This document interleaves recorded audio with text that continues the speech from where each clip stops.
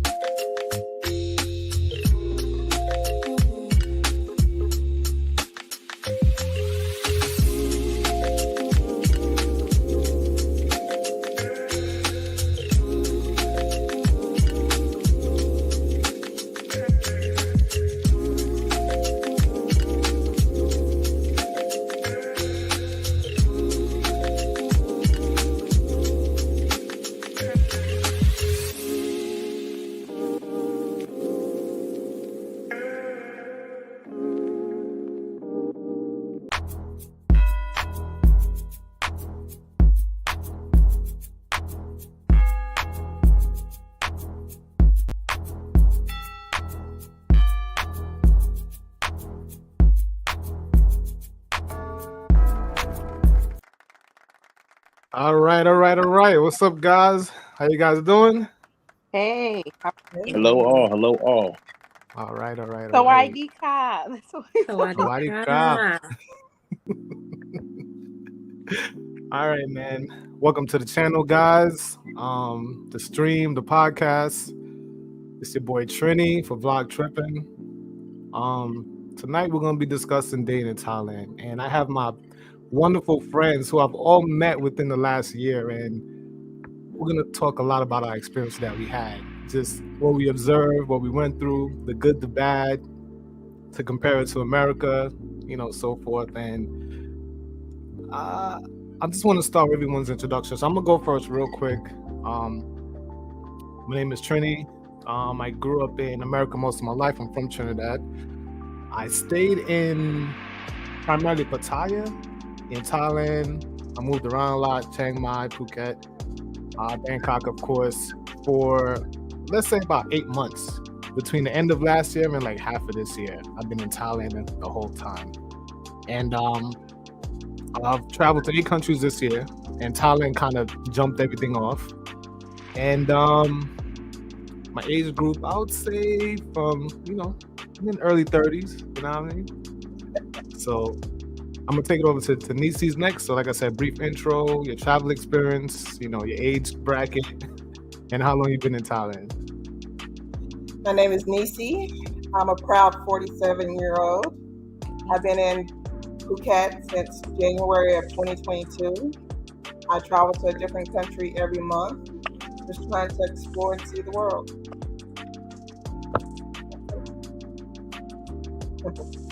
All right, Kiki, we going now. Kit, my bad. All right, Kit, we're going across. You're next. I'm originally from Brooklyn, New York. I was in Thailand for about 15 months. I visited Phetchabun. I stayed there for about 5 weeks. Then I moved to Bangkok. Then I moved to Phuket. Spent most of my time there. But I did have a chance to visit Pattaya for Rolling Lab for a few days. And I'm back home now. And that's it. Oh, and my age bracket is early 40s.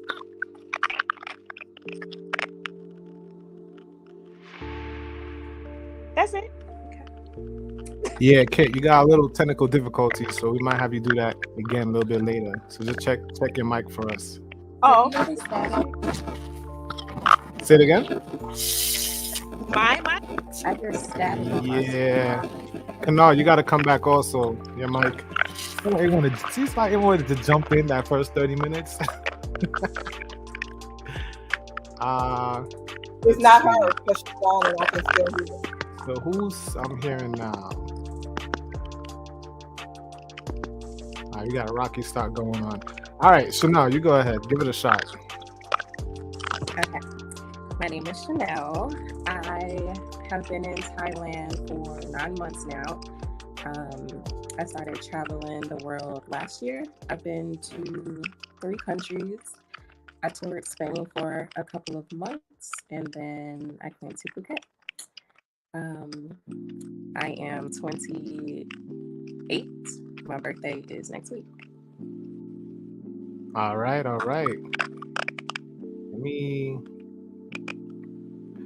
was trying to see who it was. I was trying to unmute everybody.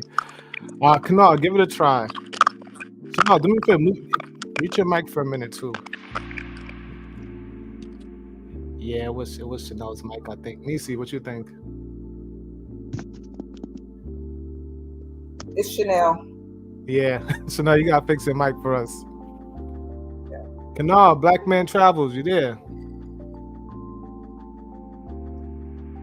All right, we're gonna skip Kanal. Tommy, go ahead.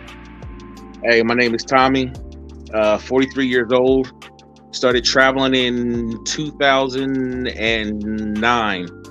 I've been to Germany, I've been to Korea, I've been to Thailand, Philippines, Spain, Dominican Republic.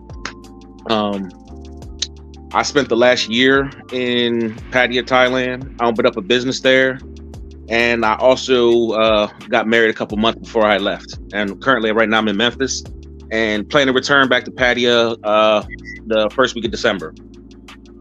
Congratulations on your wedding. Yeah, Thank man. you. Congrats, man. Congrats. Congrats on the store. I think Kickin' Chicken's been, how long you said it's been open for? So just a little over a year now, about a year and 3 months. Yeah, I love your place. I go there every time I come to Pattaya.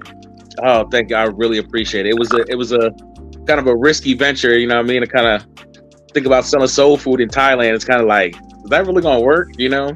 But I got to say, we're really starting to pick up and it's starting to be good. We did a little bit of renovations to the shop, so it looks a little better now. And when I come back, I'm going to be adding a couple things to the menu. I'm going to try to get the pork chops, some other pork chops, baked chicken, rice pudding, and I might do like peanut butter cookies or something like that too. Nice. I live down the block from Kickin' Chicken. It was a weekly visit for me. I was there at least once a week, and some mac and cheese. You know, I love the buffalo wings, so I was definitely there like all the time, for real. Right. I know you saw me there, and I know your wife pretty well too. So right. And great service as well. She was very good service. Thank you. Yeah, she really likes what she does. She likes to be around the people. She likes people to enjoy her food. You know, the way, cooking for people and stuff like that. She really enjoys that. So, you can tell. You can really tell.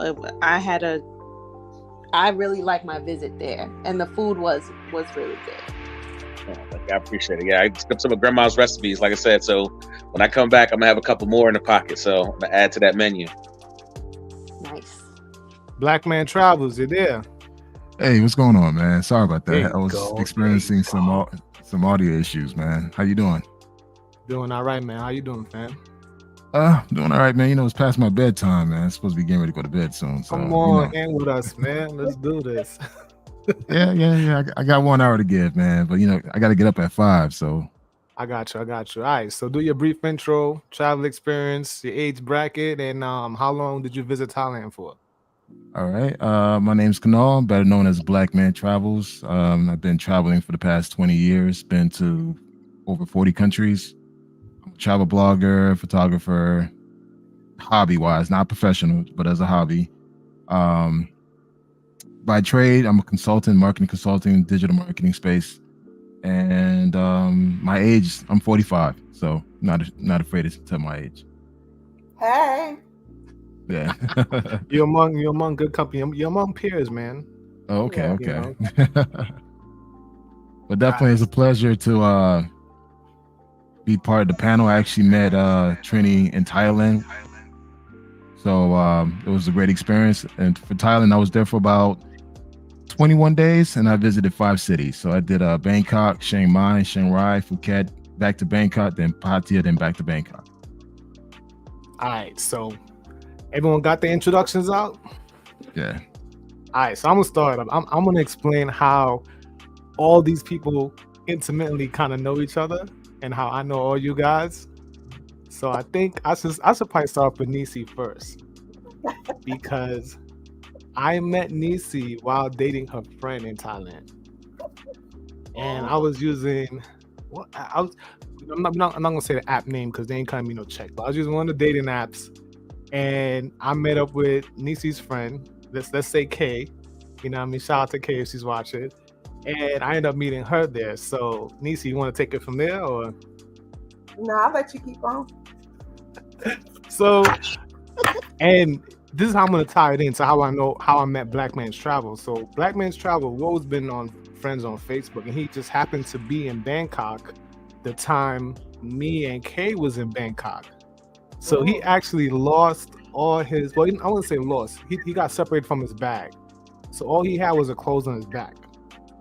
And we met up with him and basically got him set.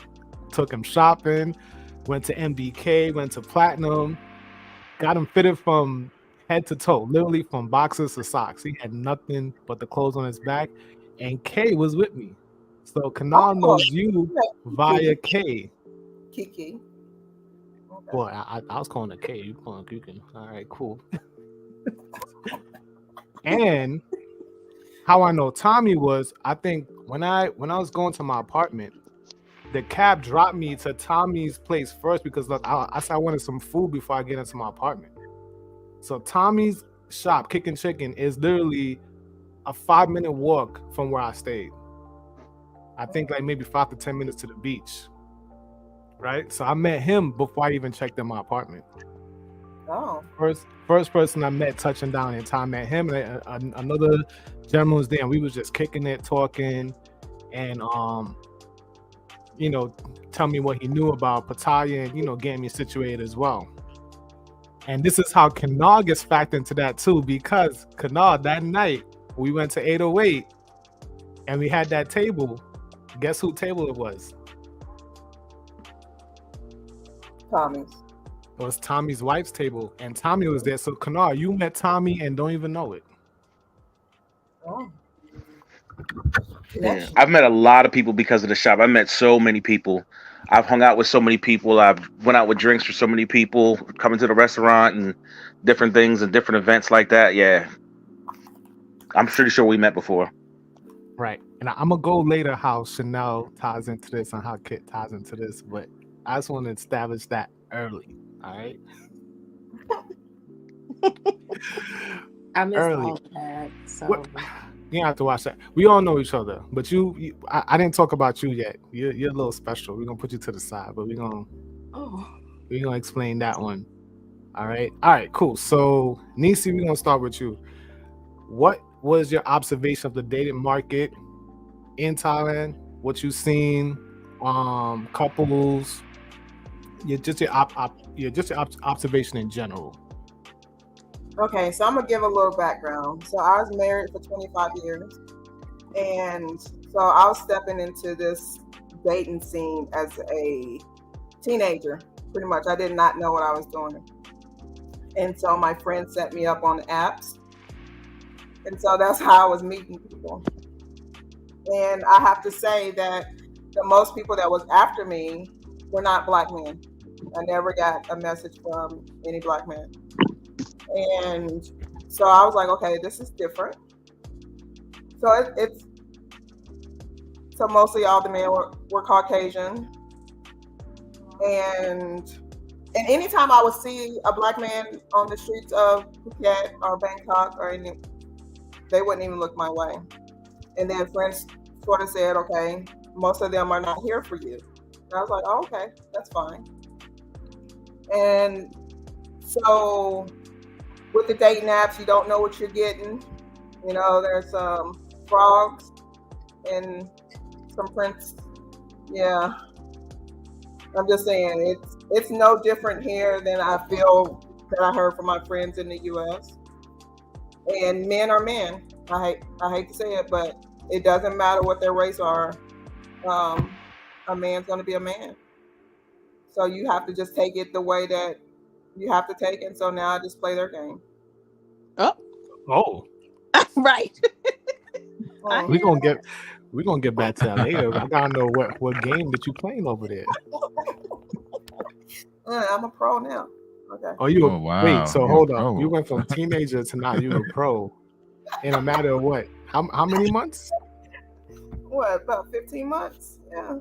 15 months. And how many countries you said that you dated in so far? So let's see. So Australia, I went to Tokyo, France, UK, Italy, Spain. Yeah. She was just swiping all over the world, huh? Yes, I was.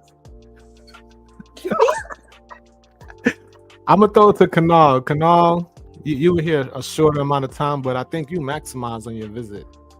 Yeah. It was a great experience. You know, I went on a couple of dates out there, organically. I didn't do any apps or anything like that. I actually just met them at the bar. I actually met a young lady from Australia in Chiang Mai. I was chilling at the bar. We made eye contact. I approached her and brought a drink, brought her friends a drink, and we just started talking and we started dancing, whatever, and took it from there. And the experience went so well in Chiang Mai that I basically invited her to come meet me in Bangkok. So as I went to Phuket, did my thing, had a great time. I thought I liked the energy that I had with her. So I thought, hey, listen, I flew her out. I bought her a plane ticket. She met me in Bangkok, and we spent a couple of days together in Bangkok. So it was a great experience. No issues. If anything, I no longer use the apps. I just rather just go out and just mingle and meet people that way. I second that. That young lady you're speaking about, you said she's from Australia, so she wasn't native Thai. No, she was native Thai. She just lives in Australia now. She goes to college there. So wow. Yeah, and her dad is Australian. Her mom is Thai, so she's mixed. And she was going to school in Australia. Caucasian, European. Yeah, mix? Australian Caucasian, white dude. And her mom was Thai. Okay. What was your observation of what you seen when you was in Thailand? You know what? To be honest, maybe because one being a dark-skinned man plus my size and my height, I kind of stood out.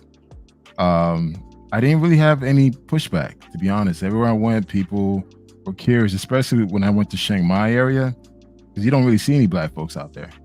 So you walking around, you just kind of stand out. You go to the bars, and again, I'm very social. Sorry about that. Yeah, I tend to purchase drinks or whatever. You know, if I see a group of girls having a great time, I wouldn't mind purchasing them a drink and just start a conversation. Same rules applies to any country that I go to. So I never really had an issue. But in Thailand, it wasn't that difficult. Even in Phuket, when I went to Phuket, I was by myself, walked around. I met women just walking around, just talking. It wasn't that hard. Right. So what did you see other people do though? Like, you see like a lot of mixed couples? Did you see the Yeah, Thai women yeah. approach you a lot? I did see a lot of mixed couple, and when I say mixed, it was mainly the white guys with Thai women. I didn't see a lot of Thai men with women outside their race or outside their culture. That's what I've noticed. Two, as a black man that's exploring, traveling across Thailand, you stand out because most black guys tend to go to Pattaya. So once you're in Bangkok, even Phuket, you just stand out. People assumed that I was African, but once they heard my accent and realized I had access to other areas, they knew okay, he's probably American. And I was like, yeah, I'm American from Miami. And that's it. It was all love, to be honest. It was really rarely any pushback. But I had to ask questions like, you got to be careful where you at. Like, hey, are you not a pro? You're not a professional? It's like, you mean as far as vetting the women to see if there were a legitimate connection and they're not going to ask you for a price later on. Yeah. You have to ask those questions. And I was very mindful, even when I was drinking, that no suspects didn't come through. I was just I was very observant, just watching the hands, the feet, the neck. Oh, you're talking about that? No, I'm talking about that one too. It's just you just gotta be mindful. Because I'm not gonna lie. I seen some lady boys there. They were like, "Damn, that's a man." I was quite surprised.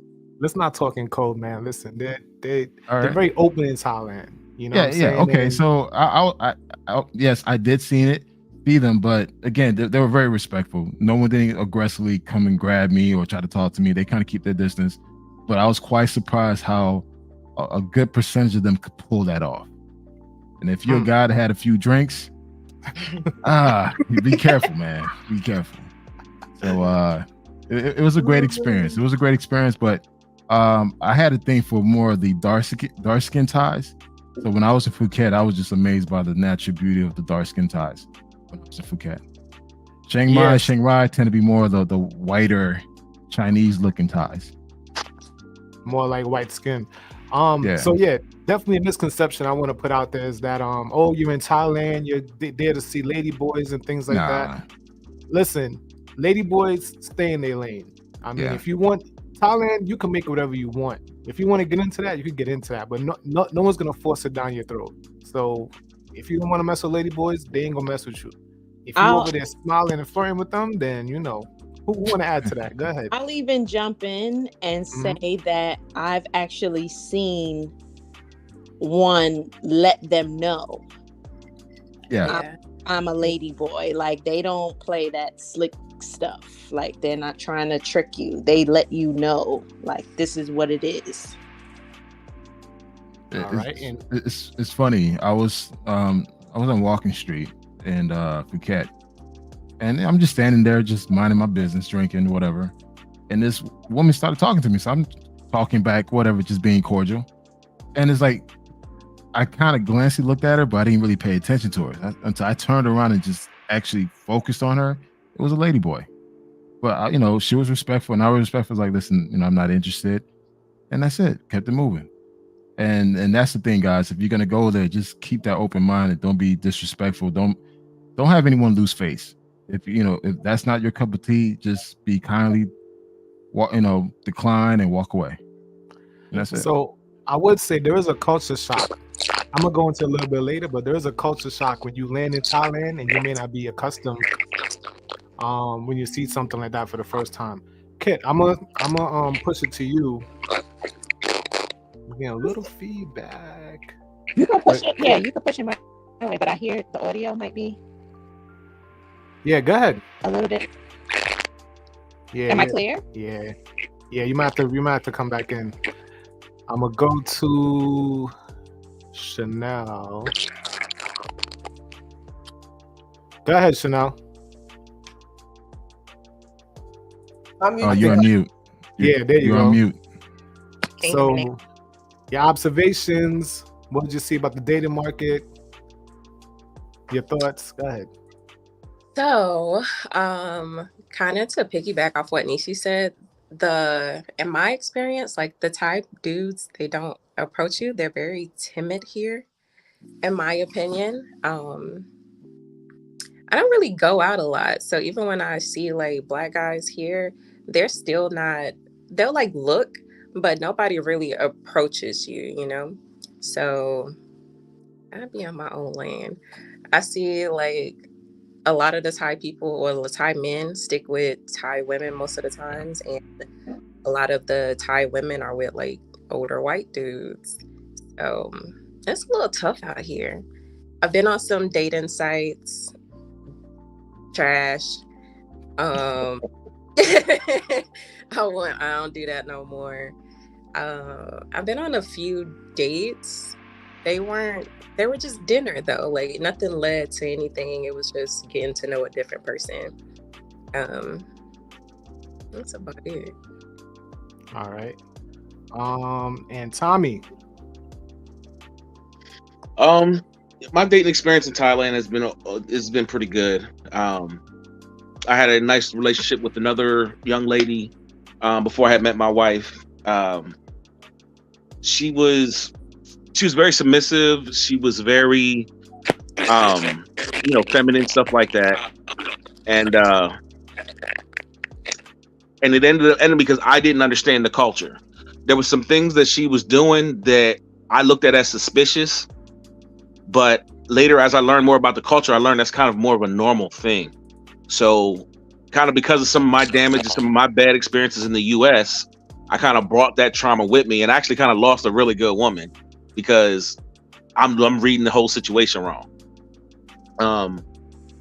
I see a lot of guys dating younger women. It's not really my cup of tea, but you will see that. And you mentioned the LGBT. You'll even see some of the older gay guys with younger men, and it's still kind of weird to me a little bit, but you will see that, especially out in Jamtian. I think the women tend to be a little bit more aggressive in Thailand towards Black men. If they see a Black guy they like, they mostly with time will make you kind of interact with them. They'll try to bump into you, or they might grab you on the arm or try to tap you on the elbow, or they'll walk by real slow and look at you dead in your eye. So you have to pay attention to her, and more likely you're gonna start a conversation. Yes. I've had times in a club where this chick, like, she just kept bumping me, because she wanted my attention, and her plans were to start a conversation with me. So it's fairly easy to date out in Thailand. Like, I do kind of like that they're kind of more direct. Like, if a woman's not interested in you, she's going to pretty much let you know. She's not going to make eye contact with you. She's not going to try to really pay you a lot of attention. But if she does kind of like you, she's going to be looking you in your face. She's going to be looking you in your eye. She's going to stare at you a little bit. She's going to make the little flirty eyes. So it's a little easier to kind of know who should I pursue and who I shouldn't. So you're talking about the native local Thai women? Yes. Okay. All right. It's kind of interesting. Hold on, before you start, Kanal, let me have Kit. Let's give you another try out your audio. I'm right here. Perfect. What's your observation and dating experience? Observation. Mm-hmm. I did see a lot of same thing, mixed couples. Once again, mostly white guys with Thai women, or even Black guys with Thai women, unless they came to Thailand as a already coupled up Black couple. Mm-hmm.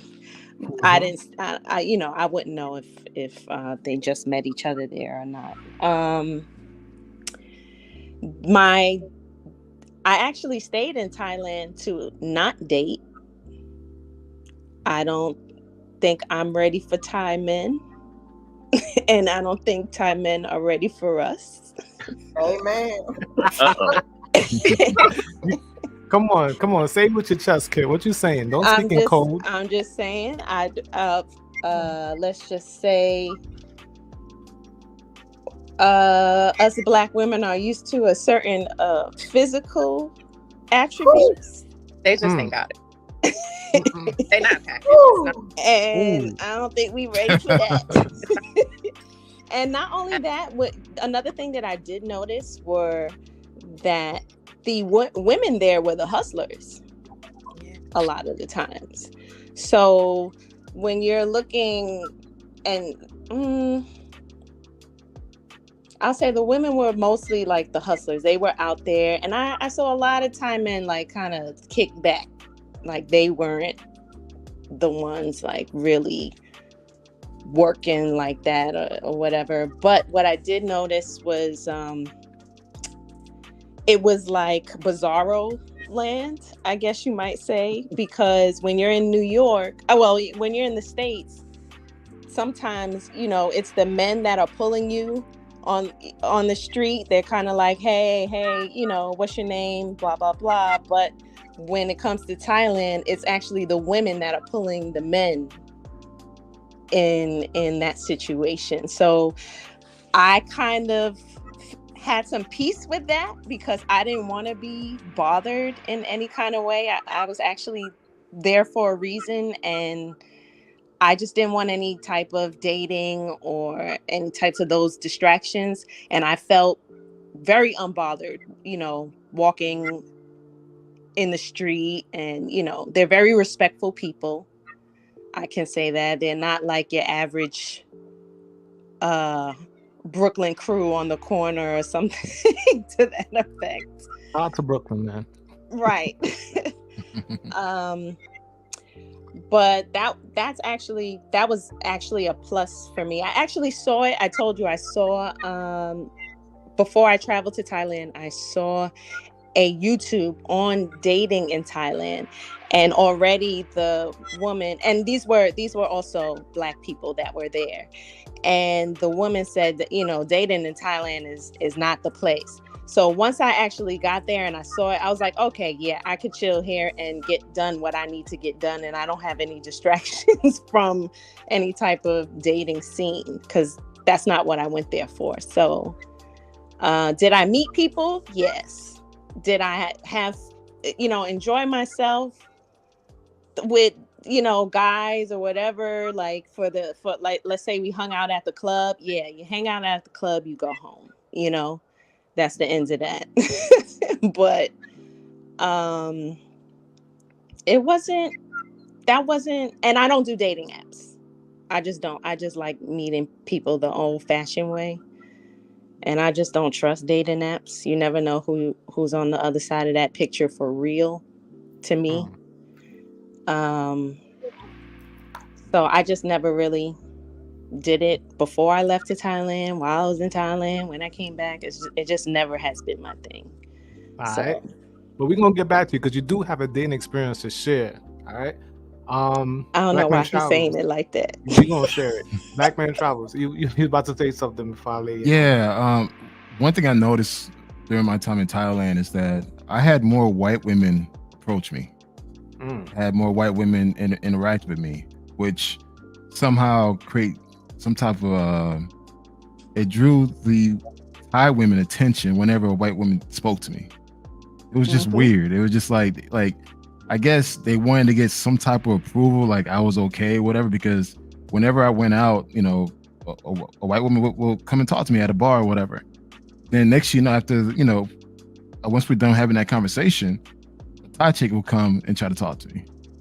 And I'm like, okay, that's kind of weird. But I just noticed that whenever I got some type of validation, I assume based on they see a white woman talking to me at the beach or whatever, or at a bar, especially in Bangkok, because I was doing a lot of the sky bars.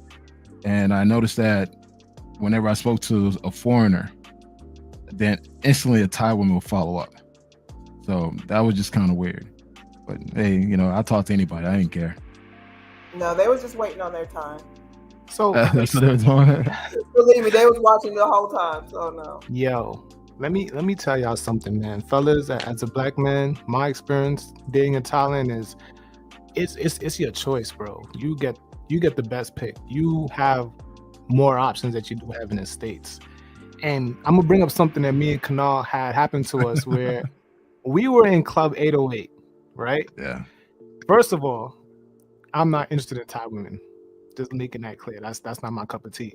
So we actually found two sisters on the way on Walking Street to Club 808, which is there where we met We met Tommy, we met Tommy's wife, and we shared a table with them.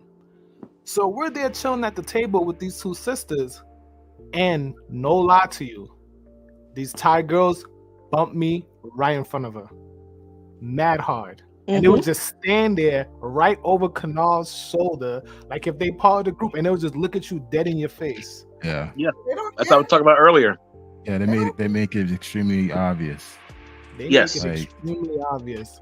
So I would say my experience, what I observe is that Thai women are really aggressive to us black men. Like if you're a black man and you're a young, attractive black man, even more aggressive. Like I've been offered all type of daughters, marriage proposals. I have people grab me. I've been groped. It's been crazy. So I mean, even outside the red light, you know, women approach me. They just stand in my way. Like you ever walk past somebody and you move to the left and move to the right? It's like that. They follow you wherever. So I would say though, as someone, if you never dated outside the States, you never left the States, to go somewhere and feel, I don't want to say lusted, desired, but you may have never experienced that type of open appreciation or open validation, I should say. Yeah. So for a man, maybe you might want to travel just to experience it, to see how it'll be different from the States. Not necessarily better, but it'll be different. But I say you got to be careful because it can be kind of addictive if you're not used to it. That's true. That's true. A lot of women have lost their husbands out there. Yeah. Yeah. It's I think for American men, the dating culture is different. And I try to tell a story about how just at the grocery store, I had bought groceries for me and my girlfriend at the time. And, usually in the States, the man carries the groceries. They're heavy, they carry the groceries. But in her mind, I paid for them, so she needs the help. So she was trying to carry these heavy groceries. And at the time, I was dating a very small Thai woman. So I'm walking down the street and I'm looking and she's struggling, trying to carry these groceries. And I'm trying to ask her, let me help you. Let me get the first two bags. Let me get the heavy bag. She's like, no, I got it. I'm going to take care of it. I got it. And to the point where she just absolutely could not carry them. Then she let me help. But they look to how to be helpful in the relationship. I just want to acknowledge Chanel. You know what I mean? Ronan said what's good. You know, I'm just letting you know how beautiful Chanel looks. What's up, Chanel? It starts, kid. I'll just mess with her. So, you know what? Let me cut to the chase, because Chanel probably been here trying to find out how I met her before and she doesn't remember. Please, because I don't remember. So, Okay, Chanel is one of the, I would say, only hairdresser in Phuket. Top hairdresser of the. But you ain't got no hair. Do your thing. Okay, I'm sorry. Authentic. Authentic, like braider, like locks, like you do it all, right? Yeah. Okay. So I'm trying to plug you, being real shy, but I'm gonna continue with the story. Yes. When y'all come to Phuket, hit me up. I'm a hairstylist here, nail tech here, massage therapist here. Call me. Oh, massage therapist? Okay. I gotta put that. So check it out. So we met before outside your house. Okay, wait. We need to have this conversation. Yesterday. I was waiting for this. Hey, text me. No. So what happened was I had met, because I was looking for a hairstylist for my, at that time. Oh, that's why I hooked you up. I hooked you up with Chanel. So Nisi sent me your contact. Okay. So I dropped my date over on motorbike, talking about foreigners can't ride motorbike. I did it and you saw me ride it. And I dropped her off in front of your house. What's her name? What did it start with? We ain't gonna say that. But listen, let's stay on topic. That's how I met you the first time. You came downstairs. I believe it was a red or pink house, and we couldn't find it. So we were like going back and forth a little bit. So that's how we're connected also. And I met you that day. That was the first day I met you, right? And I met Kit later on that day on the beach. We had like a, what I would say our beach lime. We had a little beach hangout. That was amazing that day. And you took all day to do it here, by the way. So just letting you know. all day. We was taking breaks. I don't know. The restaurant closed on us. Yeah, we barely got the blue crab. Anyways, let's move on. No, what? Never mind. Ring a bell? Nah. No, nothing. Who am I? All right. So I'm gonna start with you again, Nisi. Did you date in Thailand? Was it a local? Was it a foreigner? Now you already know. This is how we met, right? When I was with a date, and you was with my friend on a date, and I picked you up. We double dated, and Nisi was like our date guide, our Uber, our everything. She knew everything about the island. She was there before us, and basically it was my first time being in Phuket. So it was a double 3 times date. Yes. Every day, we was out, except if it was raining, together. We went to the beach. We went karaoke, which I took a not so flattering picture of me sleeping. Yes. I was trying to hang.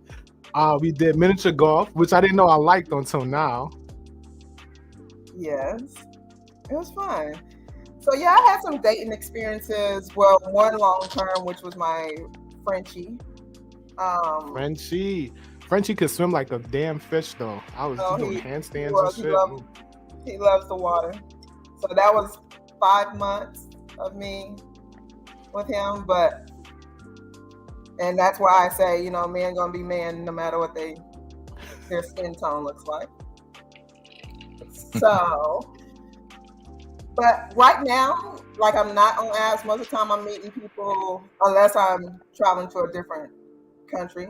But mainly here in Phuket, I'm meeting more people when I'm out at the clubs, I'm out at the different places.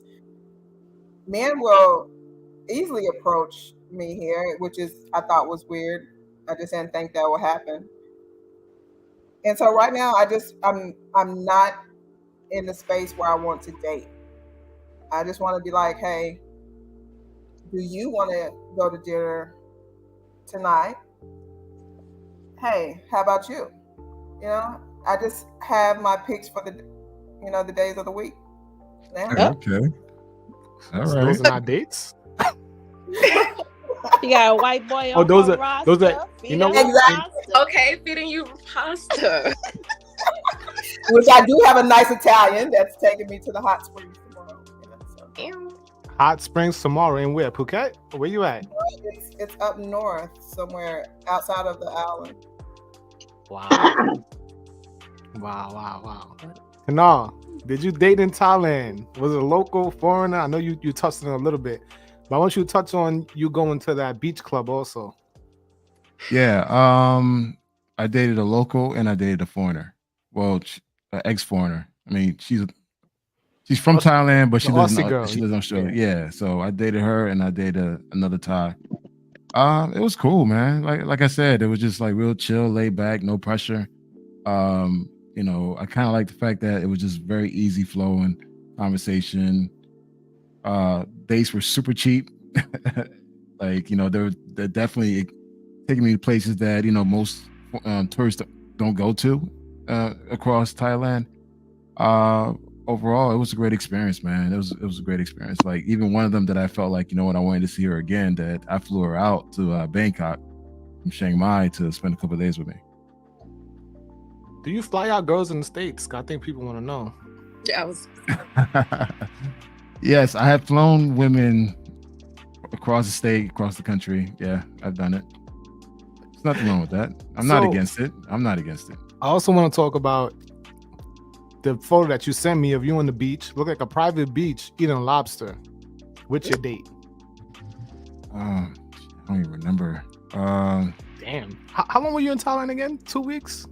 Close to 21 days, man. 21 days. Yeah. It just went by super fast. Average. Yeah. So we went to this one beach club out in Phuket. Got the name of it. But it was really cool, real laid back, good vibe. The only thing is the music, the whole techno thing I can't do. But Yes, that house music. yeah, I just can't do it. I mean, I could do Chicago house, but I can't do that foreign house. It's just a whole different sound to it. But overall, I had a great time. And of course, you know, you and I met those two African ladies on my last day. So I would have loved to stay an extra day just to see the South African girl again. So. Oh yeah. You know how we had a long walk on the beach, and yeah. If I had another day, I'm gonna tell a story because we're on Walking Street. I see. So by the way, it's very rare to see black women in Pattaya like that. All right. Yeah. So we're on Walking Street. I see these two women. I know they're black. I didn't know what country they're from, and I'm trying to talk to them. And I turn around and be like, hey, my boy's right here. And Kanal's all the way up the damn block. Right? So there's two girls. I'm trying to be like, yo, Kanal, be my wingman over here. And he all the way up the block. And one girl, the South African girl, she's interested. And her friend is all the way down the block. So we're in the middle. And they two are like far apart. So we end up convincing them for us to go roll together to 808, which is where we met Tommy and Tommy's wife. So that's how all of that connects all together. Yeah. Oh, okay. And after that, we had this weird, long ass walk down Beach Road. I think at 4:00 in the morning. And that's how safe Thailand is. You could walk on the beach, dark, some lights, no lights, 4 or 5 o'clock in the morning, with two women just chilling. And we won't say what else happened, but it was a good night for Kanal. I'm gonna just put it out there. You just said congratulations. Well, the thing is, both one lady was from Ghana and the other was from South Africa, and they were both teachers in Bangkok. So they were in Pattaya for the weekend. So it was just what a coincidence that, you know, we met them walking on Walking Street, and I think the girl that I had, Trini wanted, but I didn't know. So somehow we ended up flipping, and I'm the one end up getting the South African. So we're walking. I'm like, hey, I'm gonna start making my moves. And we started kissing, walking, and holding hands, and it was just like, telling y'all. Oh, shit. yeah. So yeah, I mean, I'm a type of person. If I see something I like, I'm gonna jump on it. So it's like, hey, worst thing she could say is no. So mind you, the girl from Ghana is in marketing, by the way, in case she's watching. So yeah. And the whole experience was when we was in 808, we felt like every Thai girl was eyeballing us the whole time. And we would and first of all, those girls could dance, and they was playing some Afro beats. Like the DJ was actually doing singing that night. We had a great night, and the Thai women were like, I felt like they was like throwing daggers at us, bro. They were bumping to us, like, you know, you want to pass somebody, like they'll walk in between us and the girls. Yeah, like it was like almost an altercation at some point. It was crazy. I think they were kind of surprised that, you know, two brothers were talking to two sisters. They thought that, you know, we should be there looking at them, and it was not the case because we gave all of our attention towards the sisters. We're buying drinks, we're taking shots, we're having a good time. Like we kind of created our own little party space. Then from there we left. Sight to see that. Yeah, I'm glad to hear. For the Thai women, like culture thing, I feel like they used to that too, so that's why they act like that. Yeah, I do agree with that. I think there's a certain level of that they're used to seeing it. They're not used to seeing almost a black guy with a black woman out there. Yeah. So it's like, if he's all the way out here in Thailand, he must like us. Yeah. Exactly. And I can easily take him from her. Yeah. Right.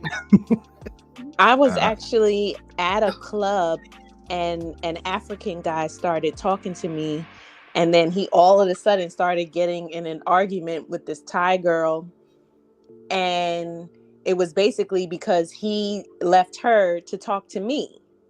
I didn't want to talk to him, and he was telling her, I don't want to talk to you. So everybody, there was just a bunch of people that didn't want to talk to anybody, but I did notice she got real aggressive with him once he came over and spoke to me. So yeah, I guess that, you know, they're used to when you guys go over there, that's what you're going over there for. You're there for either the women or, you know, whatever else people like when they go over there. So Nah, Thailand has more to offer than women. We know that. It has way more to offer than dating. We know that. but I mean, we're at a club. It's a club scene, so you know. I get it. Who am I up to next? Chanel, you next, or is it Kit? It's on my. What was the question? Did you date in Thailand? Was it local or foreigner? Talk about those dinners. Don't G it up like it's not a date. Listen, ladies, if you're going to dinner with someone, it's a date, okay? So stop trying to sweep under the rug like it's something else. I said it wasn't dating. I'm not dating. Oh. Dating is me and you seeing each other all the time. Niecy, Oh, no. that shot was for me. Face it. Oh, Not. But okay. I see Niecy caught a stray. It's And okay. I still Go don't ahead. call it that. That shot was towards Chanel, technically. Because Chanel said she'd been on dates, but she won't call it a date. Because I But- don't feel like a date. It is a date. So, Talk what about happened? it. Okay, so I have been out, I would say 3 dates. All foreigners though. It was a guy from Morocco. I think he was from Morocco. It was nice. I just feel like I'm not used to dating outside of my race. So some things that I guess I kind of expect that other cultures just don't do. I don't know. It's Moroccan just, men are fine, though. They fine, girl. Yes, they are. he was cute, but I didn't like his teeth. Oh, That's important. Jesus. That's we said important. they fine. We ain't say nothing about they dental plan over there. Listen, I'm really picky. I'm really picky. That's why I be in the house. I swear. That's why I be in the house. But I don't consider them dates because I don't feel like they didn't lead to nothing. Like I went home, he went home. I might have texted him a few times after that, but like if I don't see you more than 2 times, like nah, it was lunch. But technically, it is a date. You see how, bro, you see how women think? It didn't happen. It didn't lead to nothing, so it wasn't actually a date. It was just getting lunch together. And Alright. 2 of the times I paid for myself. So like you wasn't taking me out on a date. We just got food together. So you guys were just hanging out. Yeah, it was a hangout. It wasn't a You date. know what? It's Which the is east side technically of the a date. world. Yeah, She met up with them. it's the east side of the world. Women do pay for their share on the East Coast, on the East hemisphere, I should say. You know, Hey, I'm not used to that. You want to take my experience? Kind of lost you there. you're cutting out a little bit. Say it one more time. Can you hear me? Yeah. Yeah, we can hear you now. I said I'm not used to that. Like if a guy say he wants to take me on a date, I'm expecting him to pay. Mhm. That's what I do. Like going to clubs here too. I've been to some parties and I had to pay. I ain't like that. I'm not used to Mm. it. It was a shock. So if Wait. that's like canal. So So basically, you feel like you should never pay for a date or something, or no. I don't think that at all. That's how that's just like, that's just her experience was, you know. yeah. but All right. does that same experience translate in the States? Do you do that as well in the States, where you feel I don't like think the she's coming guys- back to the States. I mean, if you were Yeah. living in the States, it would have been the same thing. I've had that happen in the States also where I have paid for my own food. But majority of the time, if a man asks me out on a date, he normally pays. Have you ever asked a man on a date? I have. So did you pay for it? I did. Nice. Okay, I'm gonna send you my number. All right. Tommy. Go ahead, Tommy. So I can think about the first lady I dated. It was really different. A lot of things when it came to paying for things. The bigger things, of course, I paid for, but she paid for a lot of the smaller things. As far as like wifely duties, it's almost like as soon as we were like officially dating, that was automatically I was getting like wifey treatment. You know, the cooking, the cleaning, all that kind of stuff. When we would go out, she would invite me to places, stuff like that.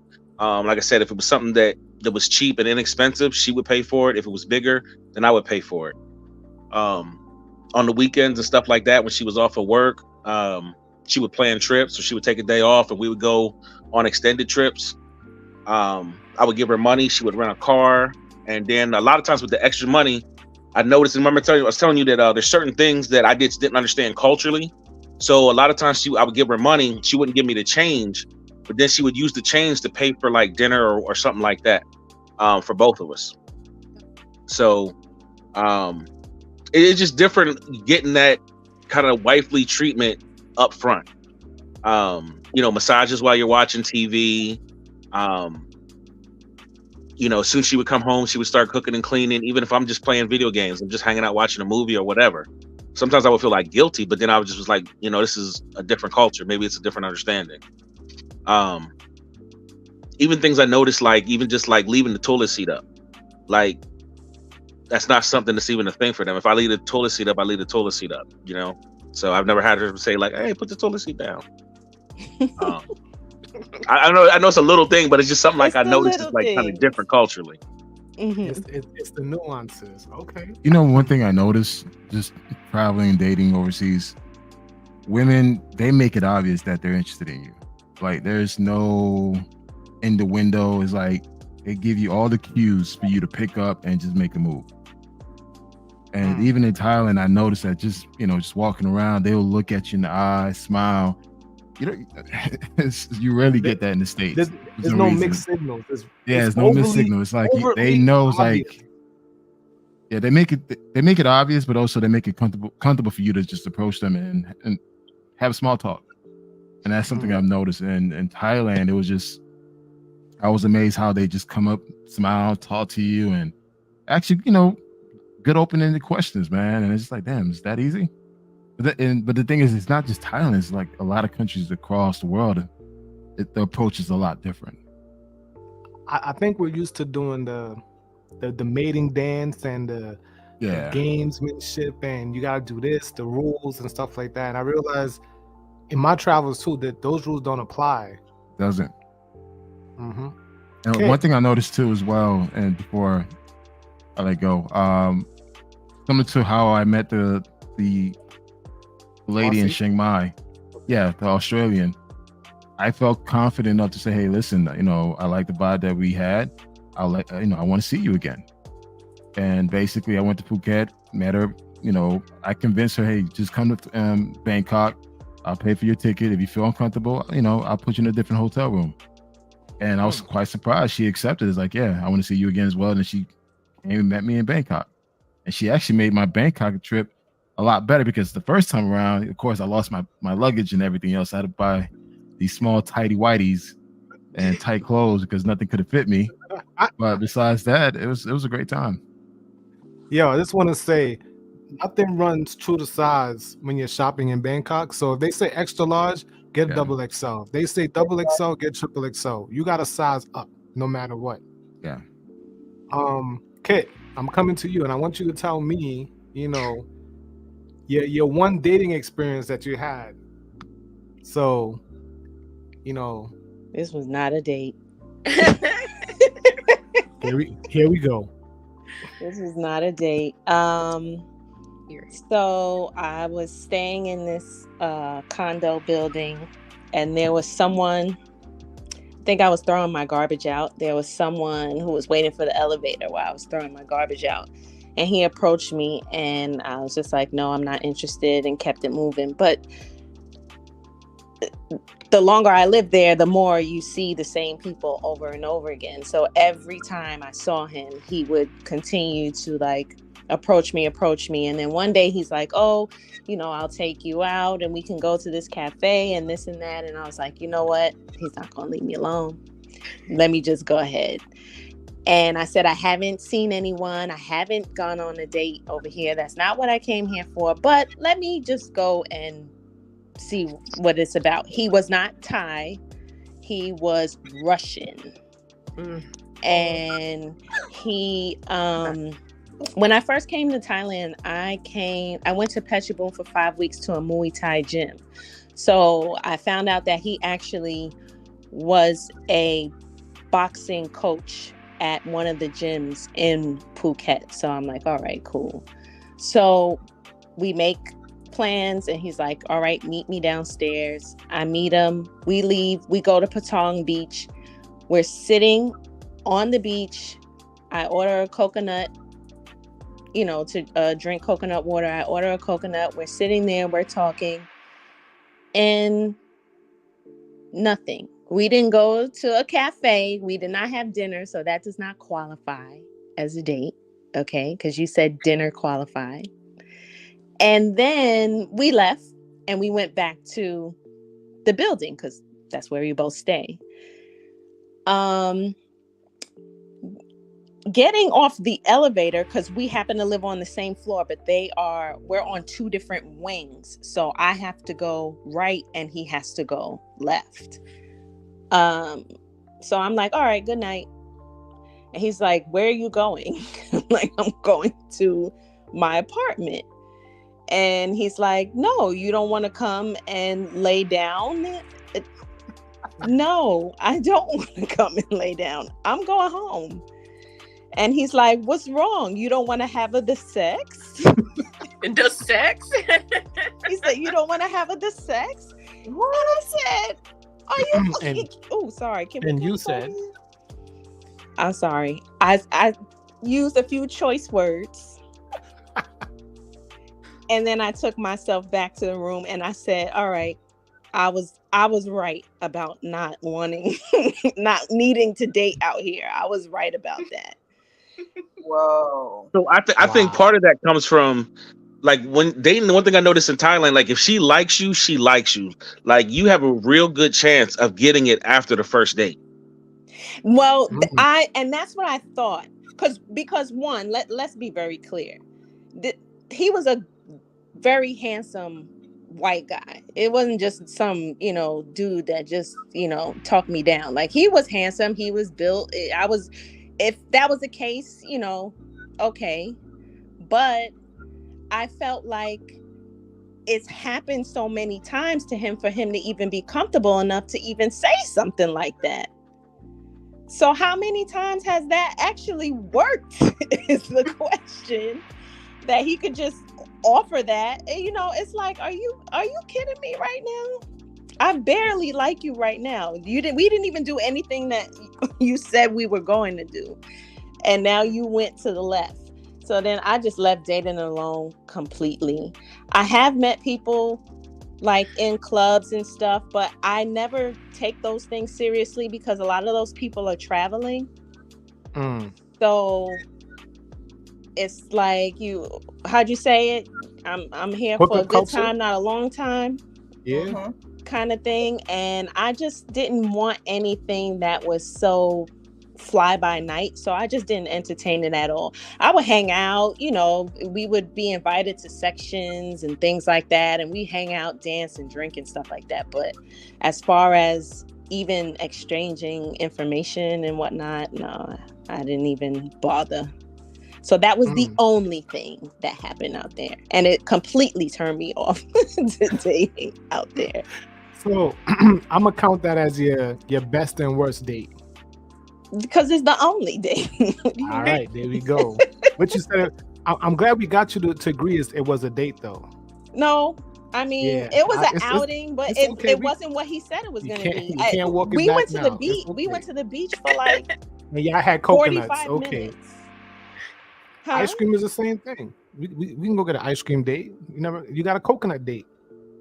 No, I feel like a date is like when you go out somewhere and you're trying to get to know people. But once I realized like this was not a stop in the night, this was the stop of the night, it was over for me. And then he just really confirmed it at the very end. So no. All right. So I'm gonna start the next question off. I'm gonna talk about my worst dating experience. All right, since Kit kind of hit off with that one. So I met this young lady in Pattaya, and she's like black mixed with Dutch, so and a little bit of Indian too, right? So we go on I guess we were just walking. We were walking and talking, and she wanted to hang out on the beach, the same beach we walked down Canal at night. And it's a hangout spot for locals and for, just regular people, right? So we're there on the beach, and everything was going cool. And this chick starts busting out a conversation about vaccine, and she won't shut up about it, bro. An hour and a half straight about vaccine conspiracies. I was like, you can't be serious. It killed the whole moment for me. And I'm like, this is I could have went home. I could have did something else. I could have went to Walker Street. I could have went to 808. And I'm here on the beach with this chick, and she won't. And I would stop, bring up something else, and she will bring it right back. So that to me was the worst dating experience I had in Thailand. I think I got that beat. You got that? You want to go, Nisi, or you want Tommy to go? Let Tommy go. All right, go ahead, Tommy. I got kind of two bad dating experience. So one, met a woman that I thought was really attractive. She was thick because that's what I like, thick girls. She had booty, she had boobs. I used to call her Thai Rican because she was real pretty. She was kind of a darker skin Thai. Thick in all the right places. So I finally get the date. I finally get her. I'm taking her out all day long. Took her to the movies. Took her out to eat, nice places, all that kind of stuff. So nothing happened the first night. So we go out again the second day. Take her to the club, and finally get her back to the room. And I'm like, yes, this is the one. Like I've been trying to get this one. And we shower up, everything like that. Get to the bedroom, and that thing was smelling off. It was very sour. This is after the shower. Oh, she had that crab pack cow. Krabby Patty. Wow. I don't know what she had, but I couldn't move forward with it. I couldn't. It was so bad to the point where like it was like, okay, like I'm turned off type deal. I don't know, Tom. You seem like the kind of man that would still go through it, man. You know what? Nah, dog. Don't let him talk to you like that. Aren't you ex-military, bro? Don't you got to finish the fight. Military. That's some like special forces operation type stuff right there. Couldn't do it. So which is kind of weird because they seem like a very, very clean group of people. Yeah, well, this was really rare. Of all the women I've dealt with, I've never had that problem before. But it was just that I spent so much money, so much time. She was very, very attractive, everything, and I was like, one of the ones where I was like, man, I'm having the right night. The moon is shining just right tonight. The broken clock is right now. And but that's crazy that you didn't smell it beforehand if it was still bad after a shower. It was okay. So when I started playing finger play, that's when it came out. Oh, the juices had to start flowing first. Yeah, that's more of a hygiene issue. That's I don't know what it was, but I could not. I mean, is that something you guys have to think about, like BV, like because some of them are, meeting all these tourists and foreigners that they might think they're gonna like be with, or well, let's be clear. They got bidets in public restrooms. Okay, so most Thai people I think are very clean. So I think that would have to be. That's not what I mean. I mean like a lot of sexual partners type thing. I don't think a lot of the regular girls have a lot of partners. I think now maybe the girls that are like, that are the pros, they may have a lot of partners, but I don't think the regular girls do. I agree. So, all right. So I don't know which one was worse. So I had one more bad dating experience where I think I got drugged. Oh, so, they're drugging me now? Oh God, they bring Colombia to Pattaya. This was a while ago. This is before COVID. So, I take a young lady to the club. I meet up with some guys that I worked with in Afghanistan, and we're having a good time. We just got the bottles to the table. I had like maybe one shot out of the bottle, and there was a girl who came up to me. She was like, "Man, like you don't remember me? You don't remember me?" And I was like, "Sure, yeah." So she got hot and stormed off. So I was like, I don't want no problem. So I sent her the table that she was at. I sent them all a drink. Well, now I'm starting to party, not paying attention. She brings me a drink back. And I drank it like a dummy, not paying attention, having a good time. Well, I went from just like, I didn't even have a buzz yet to instantly drunk. So I'm like, oh man, let me get outside. As soon as I got outside and that air hit me, I just started throwing up everywhere. So the girl I was with, she came outside with me and she got a bot bus and she took me back to the room. But I'm pretty sure I had got drugged. And luckily the girl that I was with was not on no bill, you know, so on the bullshit, because I had probably about $400 worth of bot in my wallet. And, you know, she didn't take anything. She paid for the bot bus. You know, of course I gave her money in the morning, but, you know, she took care of me. You know what I'm saying? And she, you know, I mean, I could have been woke up with missing a kidney or something. Right. Yeah. Well, I mean, you gotta be careful everywhere you go. It don't matter where you are. yeah, we're glad you made it, Tommy. We could lose you. Exactly. But I've Go never ahead. heard of anybody else having that problem. So, like I said, I think I got drugged. I'm not 100% sure, but I'm pretty sure. Because it just didn't make no sense to go from, you know, having a good time to immediately, like, all the way drunk. So, I think she got me. All right, Nisi, let me see you top that. I actually don't have a worse, but I just had my best. Okay, all right. So after I got back from Australia, and it was raining here like cats and dogs, I decided to book my trip to Tokyo. And so one of the guys that I was seeing from Australia, he was like, hey, you want to go out? I said, no, I can't. I'm leaving for Tokyo tomorrow.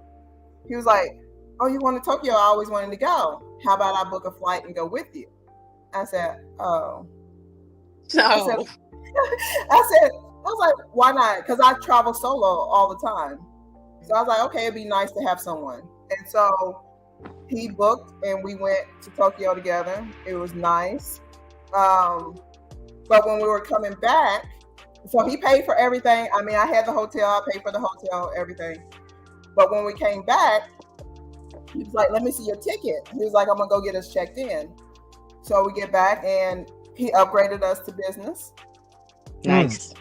Yes. And then when we get there, we had, we got to Bangkok and we had a 5-hour layover. So he took us to some nice places that I haven't been to in Bangkok. I was like, okay. And then when we get back to Phuket, he already had a nice driver for us. We went to this nice little fancy hotel. I was just like, what you trying to do? I know what you're trying to do. What you trying to do? I was like, you got it. And so, you know, we end up having a vacation after the vacation. So I was just like, when am I going back to Australia? Did you join the Maha Club too? Business Well, class, baby, you got some space in there. Well, let's just say that, yeah, let's end it there. Get it? I got kids. Got it. Yeah. Pick what you putting down. Let me put this on mute. Yeah. Nah. Let it out. All right, who's next? I lost track, man. That was a good one. I don't have any bad dating experience. Bad, best. What you got? Best or worst or both? Besides a coconut date. No, that's not the coconut date. Was go ahead. I will say, I went out with this French guy. That was pretty nice. But he was only traveling, so he like left the next day. So What did y'all do? Get there. All right. We had like a spa day, and so we went and got couples massages, a 2-hour massage. Took me to, I can't think of the name of the restaurant, but it was a really nice restaurant in Phuket. It was on the beach, and that was it. It was just a nice day. And then he left the next day. Not bad, but Would you have continued seeing him if he didn't have to leave? yeah, I would have. Oh, Mm. I have to say that's the only thing that sucks about Phuket is that most people are just transitioning. And, Traveling. So yeah, in the and, house. Live here. So they trying to I- romance you and hook up culture and dip out the next day. Yeah, I don't got time for that. So no. Right. That's why. Are you visiting or you live here? Okay. That'd be my first question. Well, Kate, we already know you had that one dating experience. Let me see. I didn't tell my best dating experience. Well, Okay. I was gonna go first. I'm trying to think. I'm not gonna lie, y'all. I've been there for 8 months. I was never bored. I'll keep it real. I think what Thailand has is a lot of nice date places that's not gonna kill your pockets. Yeah. So I'll say my average date, I maybe spend $25, $30. And if you want to book a sunset, since we're close to the beach in Pattaya, there's a couple clubs restaurants where you have to book in advance to get a nice seating to view the sun going down. It's like really, really beautiful. So this one place, I think it's called the Moon Palace or something like that. And it was amazing. You sit in like the middle of the pool. So they like walk through the pool and bring you the basket and the food. So it's like you're in a pool, but you're not. You have to like take your shoes off and roll up your pants and stuff. Like it was dope. You might know the place, Tommy, but it's like all the way down John Tien, and it was Okay, I dope. know what you're talking about. I'm probably saying it wrong, but it's on a rooftop. So it's a rooftop. You can see the sun go down, and you could also, if the moon is up, the moon also rises also. And the food was good. The presentation was dope. Still techno music, but you know, it's Thailand. You kind of accept it. You know what I mean? There was one place I went to in Pattaya for a date. It's up in the hills, and there's like a big face mannequin on it. Mermaid? Mermaid? Is it mermaid? It's a big mermaid. Hold on. Go ahead. Keep talking. I saved it just no. It just brought back memories that it was a nice spot. Great food, great view of the city in Pattaya. And it was very chill. And they were playing good house music. It wasn't playing that techno. It was playing real house Afro beats, and it was a great vibe. It was a good dating spot to go to. I think I went there also. I didn't like the food over there. I think I went to that spot. Let me see. Go ahead, Tommy. So for me, it was a trip to Koh Chang Island. So the first time when I was dating, like, remember I told you it was weird because she would tell me like give her money, but then I kind of had to figure out later she's using the money that I give her to plan our trips. So this time she never had asked me for this much money before, but it was like a couple $100. It was like $400 or $500. At the time I was making really good money, so the money wasn't really even a big deal. So I gave it to her. I was like, well, let me see what happens. This might be the last time I see this chick. So the next day she's like, okay, I got everything planned. I got the car and everything like that. I'm like, okay, let's see what happens. I didn't realize how far it was away. I'm stupid for not asking questions. We go through like military checkpoints and all types of stuff. And I'm sitting there like, are they gonna, like, you know what I'm saying? Like, I'm the only brother. So I'm like, oh man, come on. I know I don't want to get stuck. I don't even know where I'm at in Thailand. We're probably 3-4 hours away from Pattaya at this time. So, but everything went smooth. We ended up catching a ferry over to Koh Chang Island. Then we ended up driving up through some mountains and everything like that. Got to our hotel. The hotel was absolutely beautiful. It was only like $60 a night. She had like a excursion, ATV riding planned. We had a night where we did the bars. We had a night where we just stayed at the hotel. The hotel was on the side of a mountain, and it was overlooking the ocean and all that stuff. When the tide's down, you could walk to one of the other islands where all the monkeys and stuff were. So, it was a beautifully, you know what I'm saying? She had everything planned down to the T. So you paid for it, but she planned it. Right. Nice. All I had to do was get in the passenger seat. Just show up. So we did Chanel. Chanel, do you have another experience and shit? Yours with the French guy, right? Mm-hmm. All right. So I think I did my worst. I did do my best. I did have an honorable mention. I did go to, what's that other island across from Phuket? Is it, Krabby? you can, Krabi? Yeah, I spent Christmas in Krabi. So Kanal, just to circle back. So the girl from Ghana, we actually spent Christmas together in Krabi because we were both away from Okay. home, and we stayed in separate hotels though, so it wasn't as dope as it could be, but we had a great time. This is why I bust my ass, learn how to drive the motorcycle. So I fell. Her hotel was literally 4 minutes from my hotel, and that day I never rode a scooter before, and she was on my back, and we rode for like maybe like half the day to go to some forest monkey thing in the mountains in Krabi or whatever. So we did that, and I was feeling confident. I'm like, yo, this bike riding thing is easy. I got this shit down. I thought it was the biker mice from Mars. I thought I was in Sam Crow. Like, I thought I was Sons of Anarchy, and I was like speeding on my way to my hotel. It's like 4 minute ride, and I forgot that I had speed bumps. Oh, I remember you told me this story. I hit that speed bump, bro, and I went flying.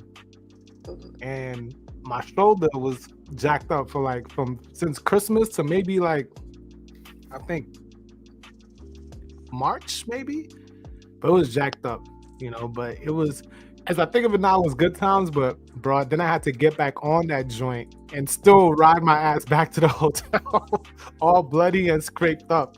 Like, it was crazy. I had to get a mirror for the scooter. I washed it up, and they still charged me 2,000 baht. Oh. It was, that was crazy when I think about it. Let me ask.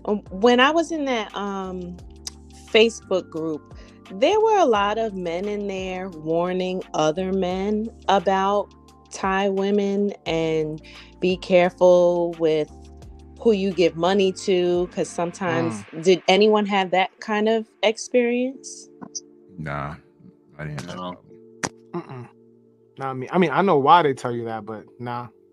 I think a lot of guys who travel never been accustomed to dating beautiful women. So Yes. they kind of lose their shit when they go overseas. Me, it doesn't bother me. It's like, you could be a pretty girl. If I see something I don't like, I'll just literally block you. I don't know. I just feel like, I'm not fazed by that.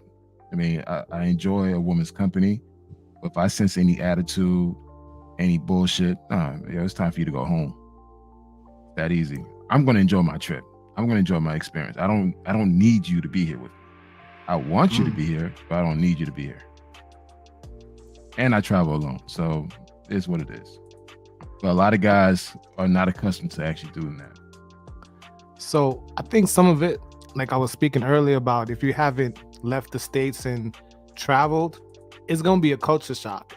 And you may not be used to having, like I said, that validation, that instant, all these women letting you know that they're interested in you. So you might get caught up in that whirlwind. And like I think someone else said, it could be addictive.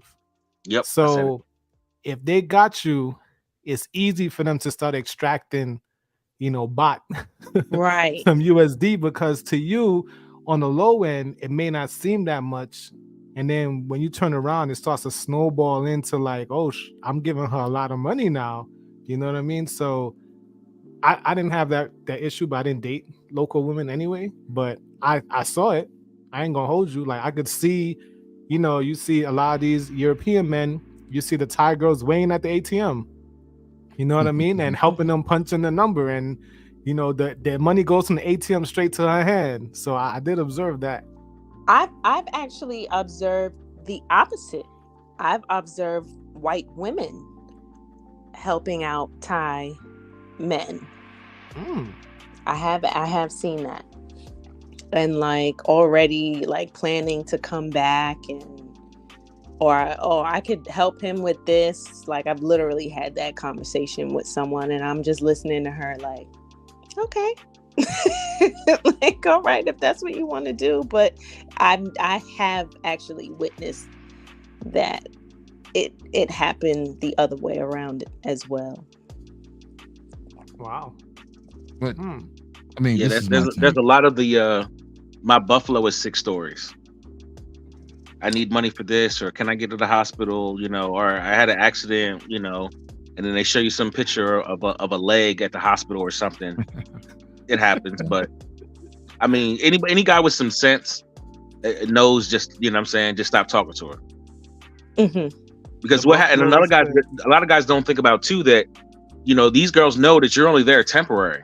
So for a lot of them, it's like, well, he only here temporary, so let me get what I can get. Yo, they will try to wrap you up, bro, and monopolize your whole trip if you let them. Yes. They'll be like, "Oh, what are you doing?" They will try to move into your Airbnb with you. So you gotta keep your wits about you and don't get too intoxicated with the views, I should say. So Jay, Well, they got the thing they called it the 3-day rule. You're not supposed to have one with you longer than 3 days. Every 3 days you need to switch. You need to, every 3 days you gotta switch it up because longer than 3 days you get in that danger territory that you don't see anyone else but her. You about to meet the family. Mm-hmm. Yeah, I mean, because she's not there. I mean, she's there. And remember, I said earlier where you get that wife treatment like off top. So she's cooking. Y'all watching TV. She's massaging your shoulders. She might wash you up in the shower. Like, you know what I'm saying? Like, you getting this treatment, so like you not really minding that she there. But next thing you know, you've been with her 6-7 days, and you're like, man, I was supposed to get a couple of them. You're supposed to go ride the elephants. Yeah. So Trini, quick question for you. So you said that you don't like Thai women, right? And there's not too many of us here, right? But you have been busy the time that you were here. Yeah. So where else did you go? What you been doing? You know what I mean? And why didn't you like the Thai women? Listen, similar to what you ladies stated, I think there's some equipment incompatibility issues that may be a big factor. I think Tommy said he likes more curvier women. Average Thai girl is like, and it's funny. I had this white South African dude explain to me. He used a butter knife to articulate the average Thai woman's physique. It's flat, both sides. If you see a Thai woman with a lot of chest, it's rare, and you gotta check to see if it's a lady boy.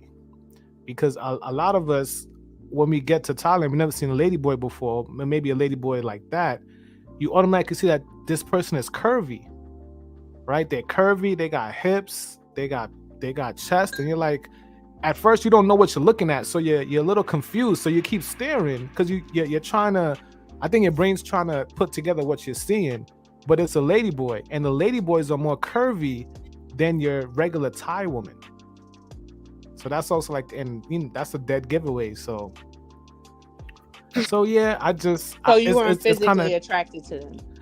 Nah, and I realized I also like dark skin. So I think I found a couple, and they were like dark skin Thais, but they're kind of rare. I would say the places that I were, and it's jacked up. I had to go half around the world to realize that I have to be with some type of melanated women. And I met Black women from all across the world, and which led me to going to Africa right after. So I think I did a lot of women from the continent, from Europe, one from Australia, and I was like, I didn't know Black women came in this many, different flavors, varieties, shades, ethnic groups, cultures, languages. Even the bad date chick, she spoke like 4 different languages. So I have nothing but good experiences. And it's funny thing, since I'm here in the States, I'm used to just walking up and approaching women so easily in Thailand. Like I'm not gonna lie to you, I don't know what it does. I have this extra confidence being in Thailand that I just walk up to any Black woman, regardless if it's platonic or if I'm romantically interested in them. It was just so easy to do. And now I'm here in the States and I'm very hesitant. I'm like, I don't know. She's not really looking at me. She's looking away. She might say stranger danger. you know, there's a Yeah, bunch of I Rolls think Royces outside. Nice You know, for it's a what? little different. Yeah, you know. Go ahead, Kanal.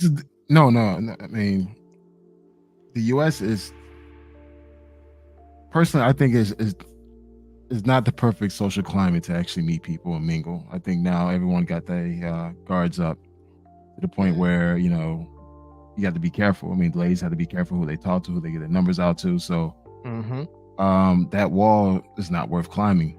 I mean, a lot of guys don't want to do all that. So it's just like some guys are just not shooting their shots anymore. They're just like, you know, fuck it. I'd rather just go overseas and explore my options there.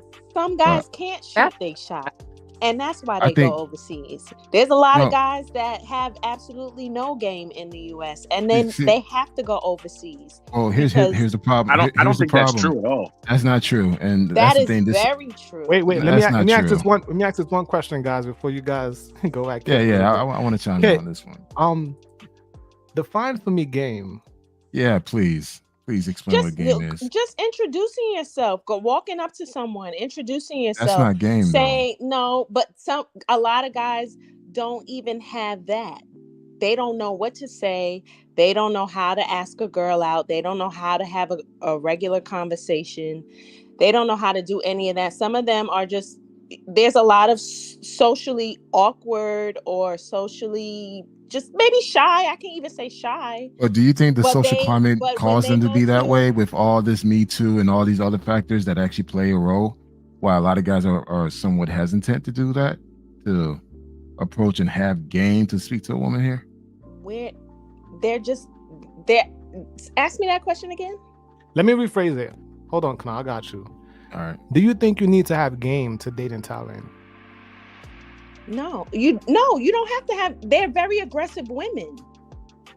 That's what I'm saying. The Thai women that I have noticed, the Thai women that I have noticed, that I have seen, let's say, you know, Bangla Road, or even in Soy and that's not 11, where you find let's dates, say, they're very. These are places that people actually go to because they know for a fact that that's where the women would like kind of grab them, and they don't have to walk up to that's you not and dating. show That's interest. not dating. That's pay for dates. play. That's not dates. That's a whole different We're talking about category. actual going on dates. So no, you said as far as talking to someone to actually even begin to ask them out on a date.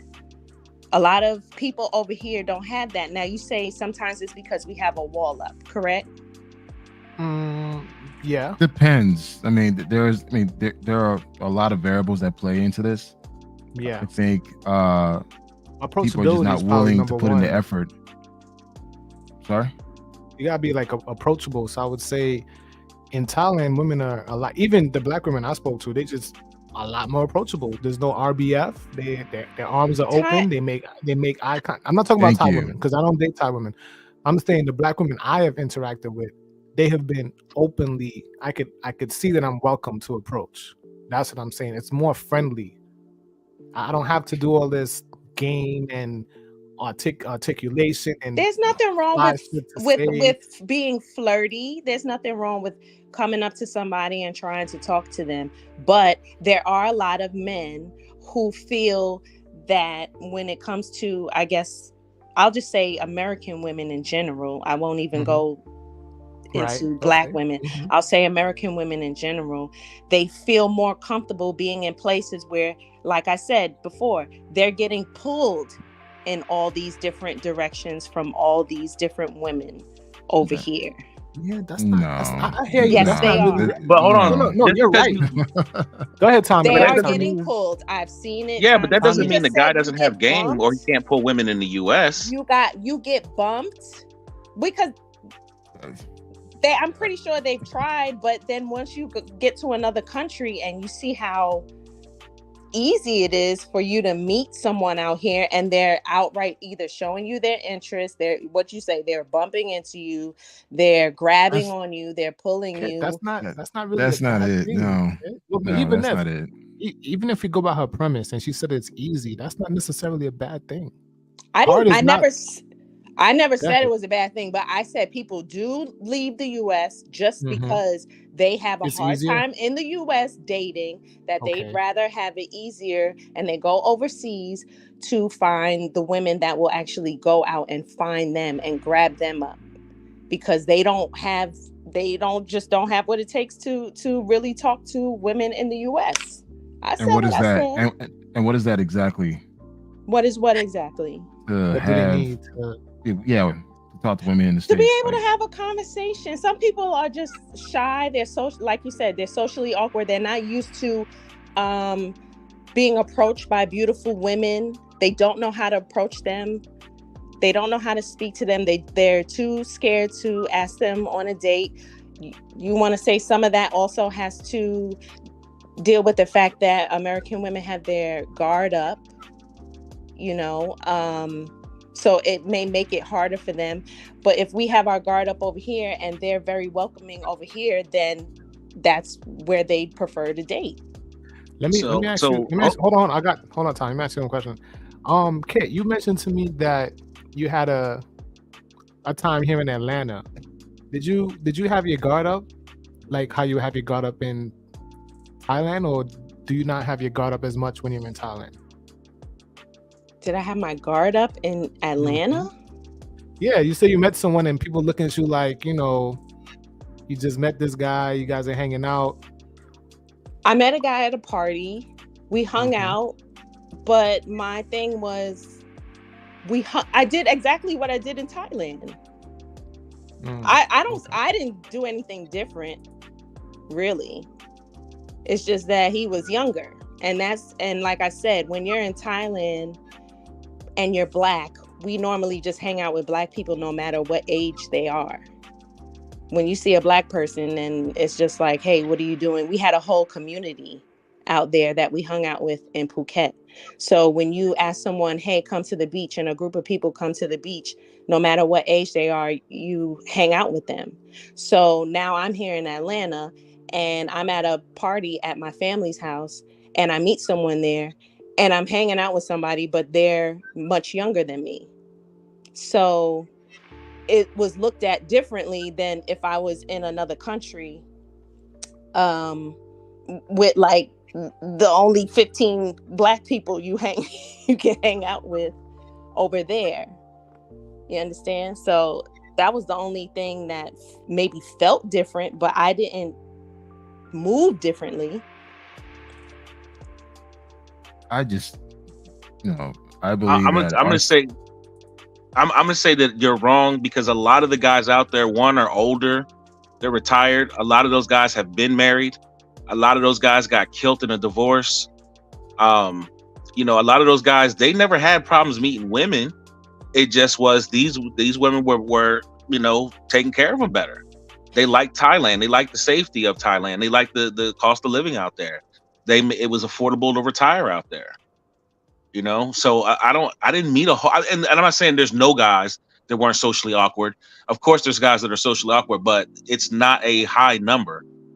It'd be a very few of the men that don't know how to talk to a woman. Is it a high number? I feel like there's a whole other YouTube channel out there on the men going overseas just for the women, because they feel it's too hard. That's a small percentage. Most men are not even traveling like that. Let's just keep it a buck. Most Black men are not traveling like that. Well, definitely Black men. That's the loud minority, I think. Yeah, be hearing. This is a very small percentage of us. Like, it's been plenty of times where I was the only Black dude on the plane.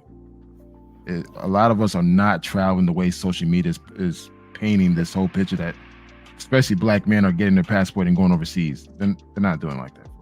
Yeah, us traveling is new. It's just starting, and I think that's why a lot of it is kind of coming off wrong, because it's new to us. That's why it's kind of a thing. Like, the white guys been doing it forever, but and even before COVID, more Black women had their passports than Black men by far. Facts. So there is a difference between pre-COVID and after COVID too. Yeah. How so? So that's another thing. But honestly, most of these men had relationships in the States. Like, even me, when I came out to the States, I was actually planning on renting out my place and going back to the States. And there was a woman in Baltimore County that I had planned to be with, that I was going to go back to the States for. But while I was out in Thailand, we broke up. Hey, I have to slip this in here real quick. Go ahead, Nisi. Because so many men always talking about like they get taken in divorce or whatever and things. I was married for 25 years. I paid out in my divorce. I had to pay. So that doesn't change me. You shouldn't act a certain way just because someone did you wrong or you lost in the end. Because I lost a lot. But guess what? We can't speak on someone else's experience. We can't do that. We don't know. Not only that, how they choose to deal with it is how they choose to deal with it. So but I'm just saying, you can't just tell me that that's an excuse for why you. It's not an excuse. Some guys just handle things differently. That's what they want to go do. I can't tell you don't go out the country and you've been through a divorce and you're trying to be in a new place with some new faces. Ain't nothing wrong with that. Some people, drown their sorrows with traveling, while others do it through drugs or through violence. It really depends. I could drown my sorrow in some pussy. I'll keep it real. Yeah, I definitely can. I definitely can, and nobody can judge me for it. Some men just choose to be more constructive with it. That's all. But I think a lot of guys just handle things differently. And once they get that taste of traveling and seeing the world differently, once you get that bug, it's hard to let it go. Easty, you know it's addicting. You're trying to go to Antarctica. I am going to Antarctica. You know what I'm saying? You about to be one of the few black women that touch all the continents. Awesome. And I think what gets misconstrued is that I think when women sometimes hear that men are traveling and women are involved, and I think when women travel, then they don't necessarily put dating in it. Like for me, like I travel and dating is definitely part of the travel. It's part of the adventure. So I'm gonna be on Tinder, on the flight on the way to Ghana or on the way to Kenya or on the way to Europe or on the way to Spain. Hell yeah, that's part of the experience. I'm gonna go to the Louvre, I'm gonna go to the museums, I'm gonna go to Big Ben and all that. And hell yeah, that same night I want to be on a date with someone. Also, you actually get on your app before you get to the place. It's part of the experience. Like we don't separate dating. I think the way that women do. Like, I think you're not dating now. I'm not dating. I'm like, well, I'm always dating. There's no off period for most men. So just because I might go somewhere, I might go Brazil, and I'm gonna go see the Christ the Redeemer, and that night I'm gonna go on the beach and I'm gonna chill with a chick. Like that's just part of the experience, not the reason why I'm going there to go see women. But we gonna bundle this trip. It's gonna be all around fun. You know what I'm saying? My MO is I usually find a chick to show me around. They're gonna take me to the places that most tourists don't go, that nobody knows about. That's what I do. That's my MO. Okay. Well, like I told you, I'm learning. I'm 47. I was married for 25 years. I'm learning. This is, I'm in my teenage stage. So that's why this conversation is good. What? But I think you're doing the exact same thing. When you travel, pretty much. Aren't you dating with your travels? Shut up, mute. It's literally, Nisi, you would literally be the example of a passport sis. I'm just saying. I'm just saying, it's literally the same exact thing. You're traveling. Oh, so there is a coin term. And you're sampling the local, the local culture. You know what I mean? There's nothing wrong with that. Okay. I'm learning. You're doing great, apparently. Tokyo, first class upgrade. You're doing fine. I mean, yeah, I mean, you're a long way from Frenchie. You know what I'm saying? It's a long way, as you know. You know what I'm saying? I'm like, when they see that, they in the Hilton together. Oh, all right. What we gonna do? Oh, we just gonna wait for them later. Okay, cool. I will say this. When people ask me, they're like, "Are you ever coming back home?" And I'll be like, "Yeah, I'm coming back home." Or I say, "I'm not staying in Thailand forever because I can't date in Thailand." That's what I would always tell them. I can't date, and to me, I can't date in Thailand. I'm not attracted to the local, the native Thai like that, and again, I feel like you meet a lot of people who are traveling, and I guess I just prefer a more stationary situation. I'm not saying that it can't work, long distance with people traveling and whatnot, but I just let them know that I can't stay in Thailand because it's not a good dating scene for me. I would have to. Would you date an expat? If he was living, yeah. I mean, if we were both staying there, yeah, because I'm an expat as well. I would be an expat as well. Which leads me into my next question, guys. Would you recommend dating in Thailand and why? Good segue, Kit. So I'm gonna go. Well, Kit kind of answered the question, right? So I'm gonna go. I'm gonna go with Chanel next because I ain't hear Chanel's sexy voice in a minute. So anyway, no.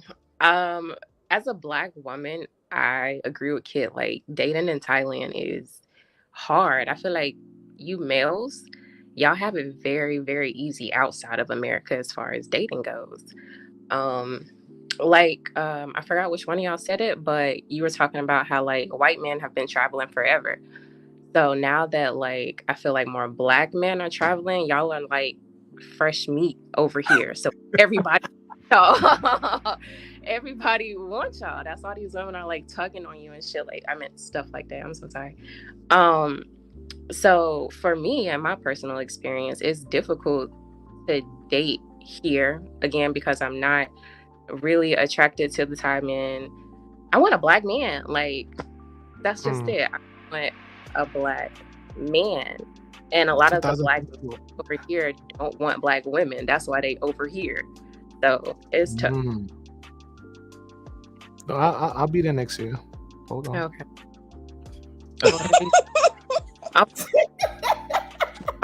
She rolled her eyes too.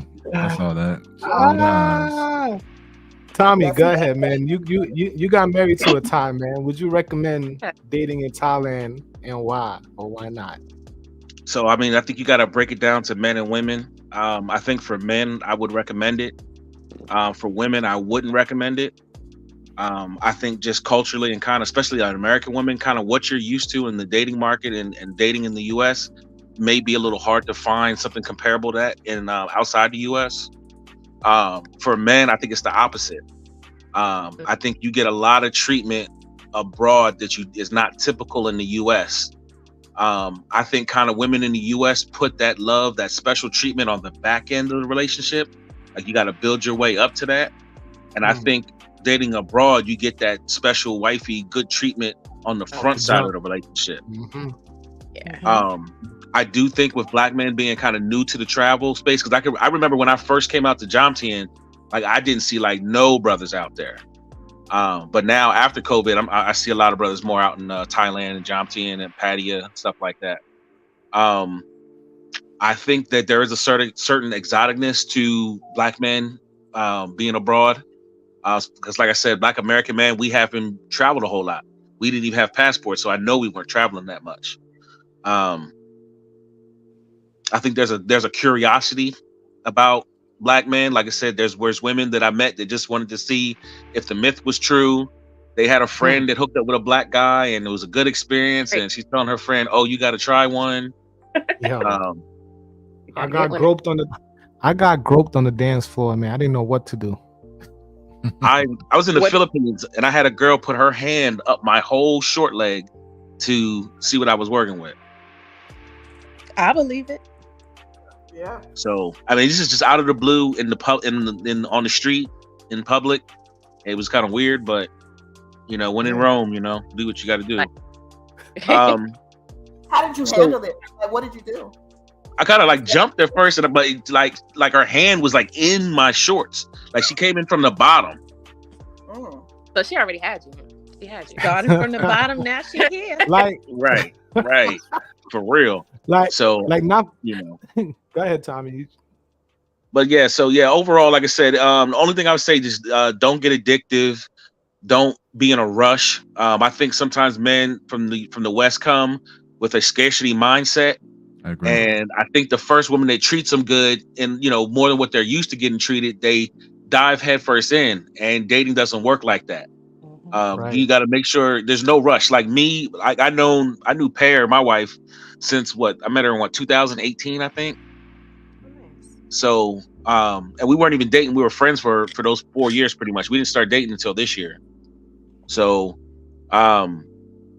you know, you don't need to rush when you date abroad, especially if you're living there. There's no need to rush. You know, really, you don't need to hold on to one woman that hard to where you're scared to lose her. There's going to be plenty more that are looking at you. Her friend may come and be like, "Hey, what's up?" They'll fight for you over here. Cousin. Right. Man. So I think guys don't understand that coming from the West, where it's like, okay, it's got to be her. She's the one paying me attention. Like, nah, bro, chill, relax. Like, let it play out. See where you want it to go. So I would add one thing. Being that I said I was groped in the club, and I think Nietzsche said, "How did you deal with it?" You know what's funny? I think men need to experience that. I think they need to go to Thailand, feel groped, feel wanted, feel harassed, and I think they might come back to the States with a different perspective. And you know, wrong or maybe right, I think I kind of get where women come from when, you know, men harass them over here. You know, because it's a little bit unwanted. A guy, to me, it's not such a big deal. I'm talking about it now, but I could understand. I have empathy more than I did before. You know, so it just gives me some awareness and a different perspective now. So for me, like I get it because of the lady boys over there. Like, you know, you're walking past some of the massage shops and they're mixed. And like you hear it and you know, you smile, you turn around and then you see a motherfucker with a big old head and taller than you. You know what I'm saying? So, and then you're like, ah, shit, you know? So, you know, here you go cheesing and it's not even what you're looking for, you know? So you barking up the wrong tree, that type of stuff. So I definitely have more sympathy for the cat calling and stuff like that. Right. Nisi, recommendations. I think it's harder for women here in Phuket because more people are in and out traveling. It may be easier in Bangkok. Bangkok's just not my speed. But I think it's rough for women because we can't really go. I'm 5'10", so most of the locals here are a lot smaller than me. So don't step on one. So, but you just have to be open and realize that it's not going to be most likely a brother that's going to want to take you out. Black man's travel. I would say, you know what, just go there, take it easy, explore the country. The country is beautiful, great people, great culture, great food. Take your time, date as many women as possible before you commit to one person, and let your intentions be known. Don't play that game. Don't try to sell a dream. If you're looking for fun, just be straight up with it, you know, and that's it. Just keep it simple, man. It's like, this is your first trip. Don't try to go out there looking for love. Just go out there, enjoy the country, get the experience, then, you know, let things happen organically. If you have to start coming out of pocket for someone instantly when they start telling you their sad story, run away from that. And it's just like just go out there and experience the country, man. It's a beautiful country. It's actually one of the top 3 countries for me. And women are everywhere. You have foreigners, you have locals, you have all type of colors, variety of women. So just explore your options as a single man. And once you are ready to settle down, make sure you settle down. You know, don't try to play that mind game thing over there. All right, who'd I miss? Chanel, did you? Yeah, you did your recommendation. Kit, you did yours too, right? Yeah. Damn, we running through these questions. All right, cool. Hey, can I add something real quick? Good. Yeah, so like he was saying, like, take your time and everything like that, and the money thing. The girls that are really interested in you, she's going to almost do everything she can to let you see that she's not there just for the money. She's going to do things to try to save you money. She's not going to take you to the expensive restaurant. She's going to take you to the spot that's known for having good noodles or whatever like that.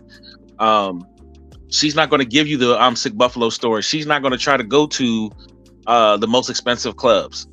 You know, she's going to respect your money.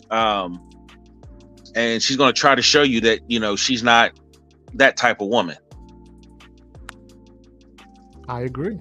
Yeah. All right. So I think Kit, we kind of touched on it a little bit about you saying that you would date an expat that lived in Thailand.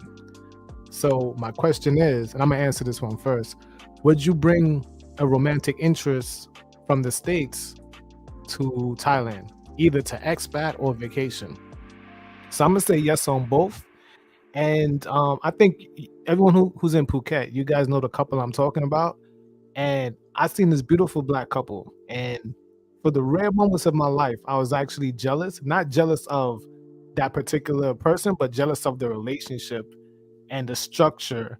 And I could just feel the love with them and in that family.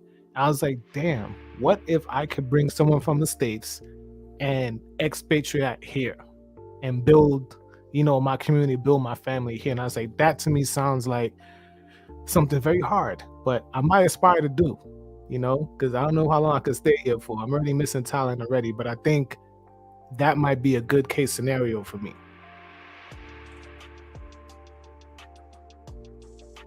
Okay. I'm gonna start with you, Nisi.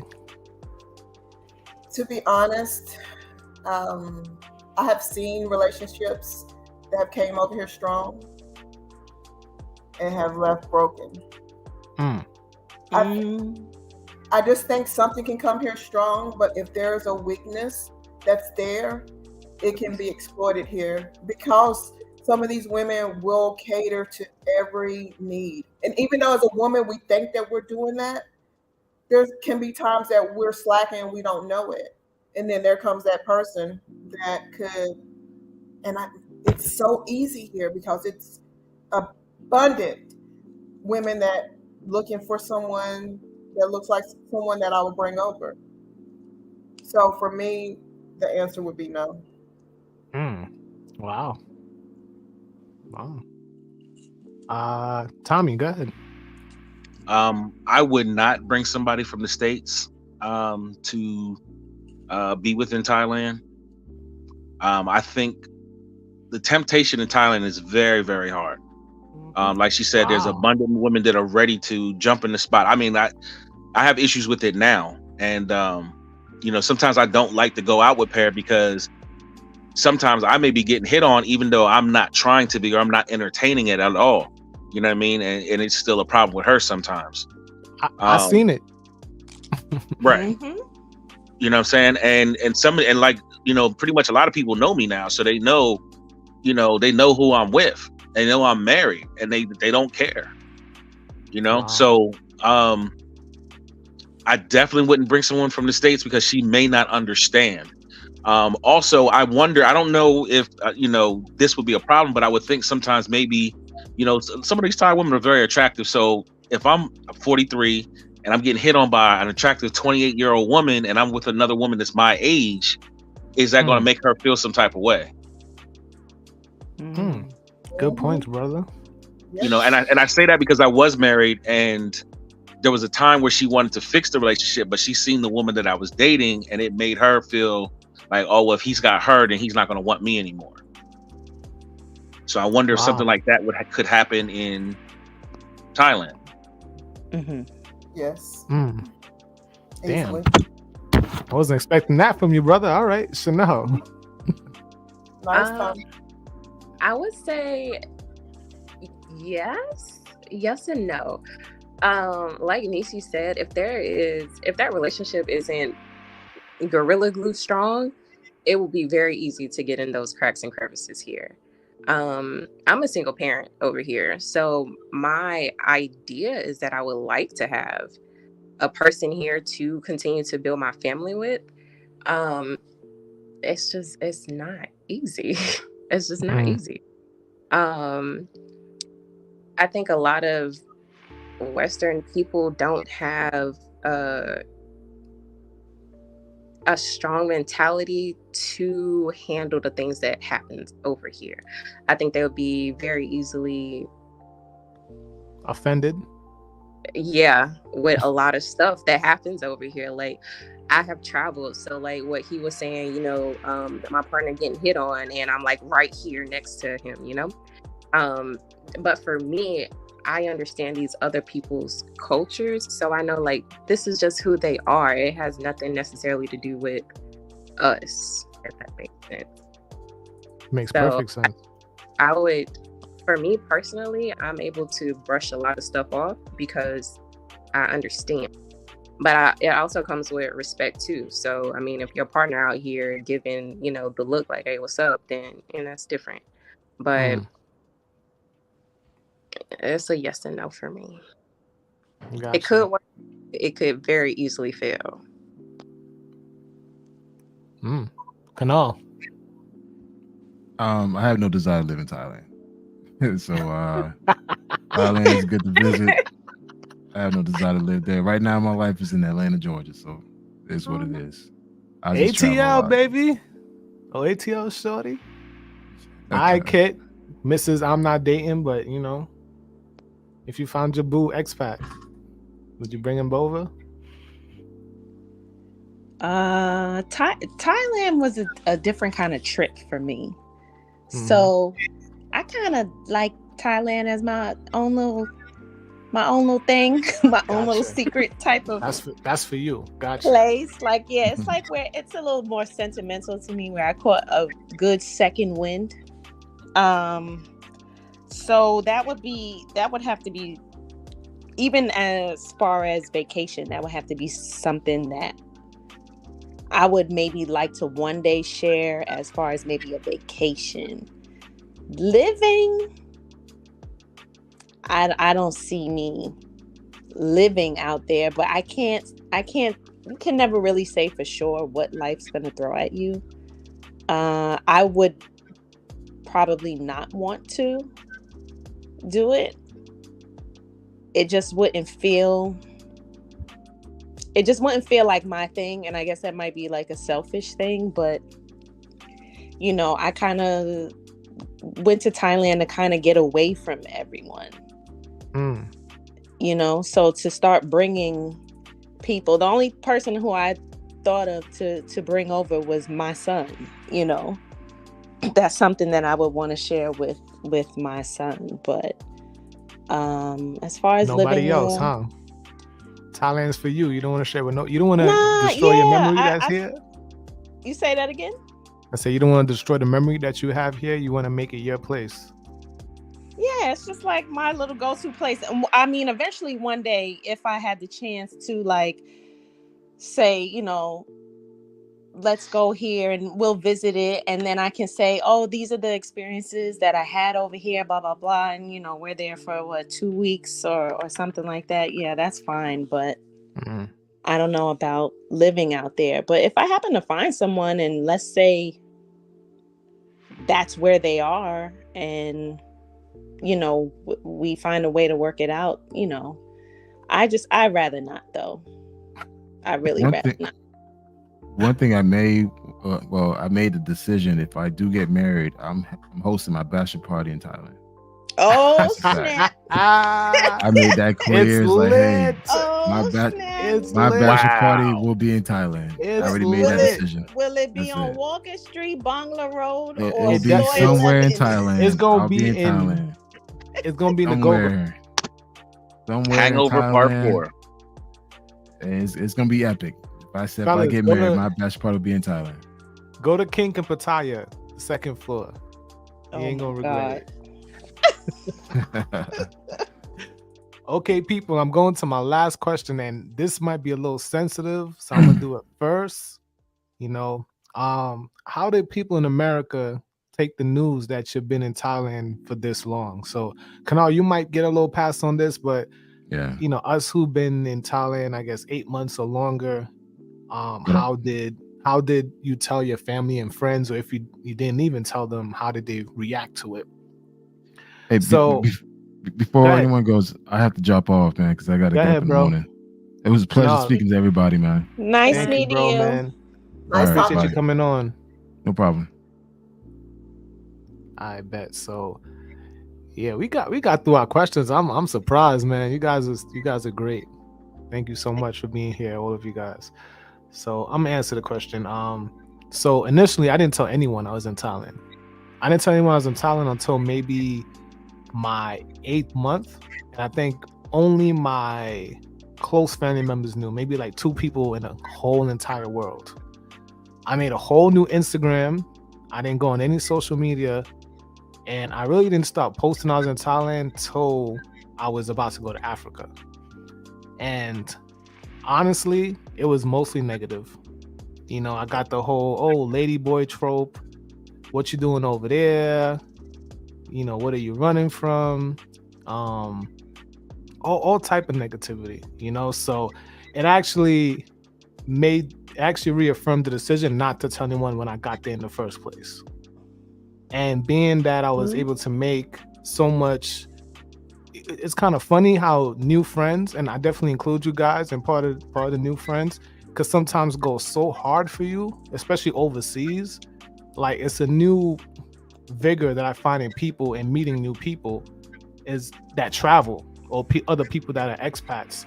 It's like almost, I would say almost an instant connection, because I have an idea what they're going through and what kind of mindset that they have. Like-minded people. Like-minded people. So Kit, when you said you want to meet someone and hang out, I think it's less of a risk that you will get along with this person, being that you already here. You're doing exactly what I'm doing. Yeah. And you're probably going to face the same experiences that I have. So yeah, you know, it's mostly negative, some positive, but I think as I educate more, like when I talk about it more, like even doing my videos and, you know, posting some pictures, I think they kind of get a glimpse of, you know, even though Thailand's not perfect, it is paradise to some. So I think I'm gonna go with you, Nisi, because I think Nisi, you've been here maybe the longest, I think. Well, Yes, I think Ben and Tommy. Mm-hmm. Well, for me, I didn't make the announcement until, because I moved to Thailand 1 month after my divorce was final. And a lot of people didn't even know I was divorced. And so when I finally made the announcement, people were shocked because I was divorced, and they were shocked that I was living in Thailand. And I got a lot of negative. That's why I didn't tell anybody. Only people knew was my 3 adult kids and my best friend. And I got, oh, you're going to get kidnapped. You know, it's dangerous. You're going to get killed. I was like, I had a better chance of being hurt in the States than I am in. But this is also from people who haven't even left their state, telling me how dangerous it was in another country. And so I just ignore these people. I don't respond to them. And yeah, mainly negative. That sounds crazy, right? They never left their state, and they're gonna tell you about another country that they never been to. That's bananas. Exactly. Half of people don't even have a passport, so Chanel, go ahead, talk about it. How did people? So for me, like my people kind of already knew this. I have been kind of planning this for a while. My thing was I always wanted to world school my daughter. Like I wanted to take her around the world. I want to show her these different cultures and, you know, just give her that experience while I'm able to. So I've always wanted to live overseas. Thailand was not my choice at first. So we've been gone for a year now from the States. And originally we went to Europe for a little bit. I loved Spain. And when I came to Thailand, I smoked. So when I heard that cannabis was legal, I was like, oh yeah, we a bit. I'm gonna be here for a little bit, see how I can work this out. And then I started meeting a lot of like really cool people. Anisi, Kid, another friend. I have a couple of parent friends here, and that made my choice easier to be here. My daughter has you know, kids that look like her, kids that speak English. Like we weren't getting that in Europe as much as we do here. So I didn't get a lot of negative feedback. Like it was kind of like my family already knew what it was going to be. And I don't listen. So like, I don't care what you say. I said, I'm going to do this and this is what I'm going to do. So I definitely got the be careful, make sure your kid don't get snatched up, yada yada yada. But overall, really good.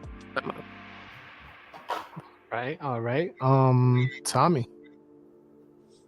For me, my situation was a little bit different because I'd already been away from my family so much with the military. Yeah. Then once let me see, yeah. So and then actually Thailand's my third country I actually spent a lot of time in. First Korea, then the Philippines, then Thailand. I originally thought I was going to stay in the Philippines, but when I discovered Pattaya, I was like, okay, everything I want and I'm looking for is like right here. There's a lot of things to do within close range of each other. You know, the Philippines is a lot more spread out unless you're in Manila. So for what I was looking for, the safety, the peacefulness, easy transportation, not having to drive, hate driving, so not having to drive, being on the beachfront for inexpensive price, stuff like that. It was right up my alley. So for my first trip to Pattaya, I really was feeling it. I had a cousin who came out here for vacation with her husband, and she kind of had let the family know when she came back. She's like, yeah, Tommy's not coming back. They're like, she's just like, don't even. He's not coming back. There's no way. We lost him. He ain't coming back. That's what she said. That's what she said. She said we lost him. But as far as like strangers, usually men are a little more curious, like, oh, what you doing out there? What's going on out there? Do you like the food out there? Stuff like that. But I get a lot of hate from Black women. There's a lot of assumptions. There's a lot of negativity. You just out there messing with the little kids. Not you little just kids. you don't like Black women. A lot of that's the one that bothers me the most, is the one that's where they like, you don't like Black women. I'm like, wait a minute, just because I date somebody or married somebody of another race don't mean I don't like Black women. I did marry a Black woman originally. It just didn't work out. Your mama Black. Yeah, mama Black. Like, wait a minute, why is she in this conversation? Why are we talking about my mama? Right. There was a lot of negativity. Just initially from the beginning, and I was just like, I never said none of that. It was a lot of stuff that they're like, oh, you this and that, and you're a passport bro, so you like this and like that. I'm like there's other things to travel for than just Tommy, they put you in the passport bro video, bro. I'm cool with that. In it. They put you they put him as a highlight, as a success story. Oh. Wait, where? I must have missed something. Where? What? Yeah. Tommy's in the Passport Bro Hall of Fame. Wow. And he didn't but even for know. good things, let's tell it how it is. Tommy did it the right way. He's married and he started a business. All right. So he's like top tier passport bro. Okay. There's different levels in my opinion. You know what I mean? They're all not the same. It's not a monolith, but he got a lot of things going on over there. All right. Who am I missing? Kit. Yes. Was you secret squirrel with your trip over here to Thailand? No, I was not. That's how we met, kind of like how I met you the first time on Facebook, because you was posting so much about it. You was like, oh, spiritual renaissance, I'm free. I don't know why this is where I need to be. This and that. I never said that. But I will say this. When I decided to go, I told my mother, and she was like, you going what? You going where? For how long? And it was, at that point, it was only 30 days. And it's like, you going by yourself? You what are you doing? And I am actually a naturally private person. So my IG was always private. I didn't even have a Facebook. So I actually created an IG and I created a Facebook, and I started following the Thailand groups, and I started kind of documenting my trip.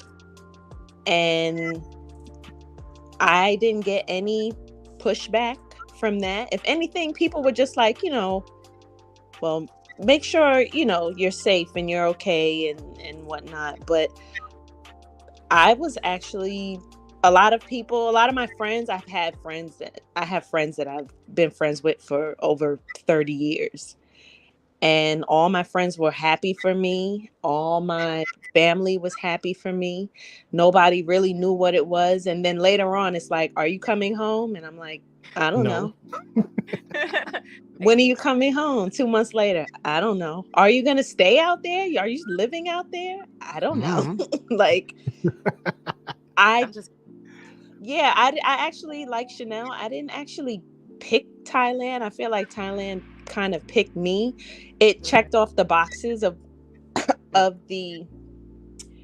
what I wanted to do, which was to go to a Muay Thai. Well, actually, it was to go to like some type of place where I can start getting healthy again, eating healthier foods, working out. And I looked in the Caribbean, and I looked here, and I looked there. And Thailand pretty much checked all the boxes, and it was the best affordable option. And that's how I ended up there in the first place. But everyone, I didn't really get any pushback. You hear a few things from people, and I'll be honest with you, a lot of people got cut off on that Thailand trip. Snip. Chanel, same thing, Snip. Chanel? You heard? Done. Cut. Some people, you found out that either some people dropped off. I would reach out to people that I've known for a long time, and then all of a sudden they just stopped contacting me. Or there were people who I found, like, I would try to share something and they would have something. It would be like a backhanded compliment kind of vibe. And when you solo travel, or you separate yourself from the environment that you're used to, you see things from a distance better sometimes. Yes, ma'am. Yeah, you do. And I could see that I can't take you on this journey with me. You can't come for this one because your energy is off. And I didn't expect your energy to be off. Your energy wasn't off when I wasn't okay. Like when, you know, I went through a divorce as well. You know what I mean? Your energy was fine then, but now that you are doing these things to kind of be in a better place and catch some sun and be on the beach and, you know, meet all these new people, and you find out about their background and their experiences, and people are seeing that you're all smiles. You find out that there are some people who didn't like you all smiles. Oh, girl, speak on it. They didn't like you all smiles. They liked you exactly where you were. And you get to start sifting out the people who you need to take on certain journeys with you anymore. So for the most part, I had the love and support of my close friends and my family, and it kind of broke off people who, and to be honest with you, there were people who I haven't even spoken to in a really long time. And when they saw my IG, they actually reached out and they were like, "Oh my God, I can't wait to go over there. How is it over there?" I had someone say, "I know a teacher that's over there. If you need a teaching job, you call me. You let me know. You need to do this and that and blah, blah, blah." Wow. You know, I was actually getting support from people who I haven't spoken to since high school, or I haven't seen since high school. So for the most part, it really doesn't matter what anybody thinks about what you do with your life. You know what I mean? You just have to pretty much live your life and make the best decisions that you can make for yourself. And either people are going to be on board with you. And you mentioned something about you being jealous of a family. To me, there's always a healthy amount of jealousy. And you were actually inspired by that. That's what makes it healthy. You know, it wasn't envy. There's a difference. So you know, there were some people like, oh man, I wish I was there right now, whatever. I'm like, come on, you know, like if you can make it, come on, I'll show you around and whatnot. And then you just had people who were just like, oh, I don't know. I don't know about the food they eat out there and all that stuff on the street. I'm like, the street food is cleaner than your average Popeyes out here. Are you kidding? Yeah. Yeah, I think you got the better word. Inspired would have been a better word. So thank you for that. No, you did say inspire. You actually, you did. Okay. So, you know, it's you find out on these journeys whose season is up, and they can't come with you anymore, and who's who now you're attracted to, like you said, more like-minded people, more people, you know, that are on the same wavelength as you, that, you know, want to travel, want to see the world, want to have different kinds of experiences, and they're open to it. Like Chanel said, when it came to the passport, I've just tried to get people to get their passport. And some of the most ignorant things that I've heard is, I don't fly. You can leave the country and not have to fly. That, I just want to put that out there.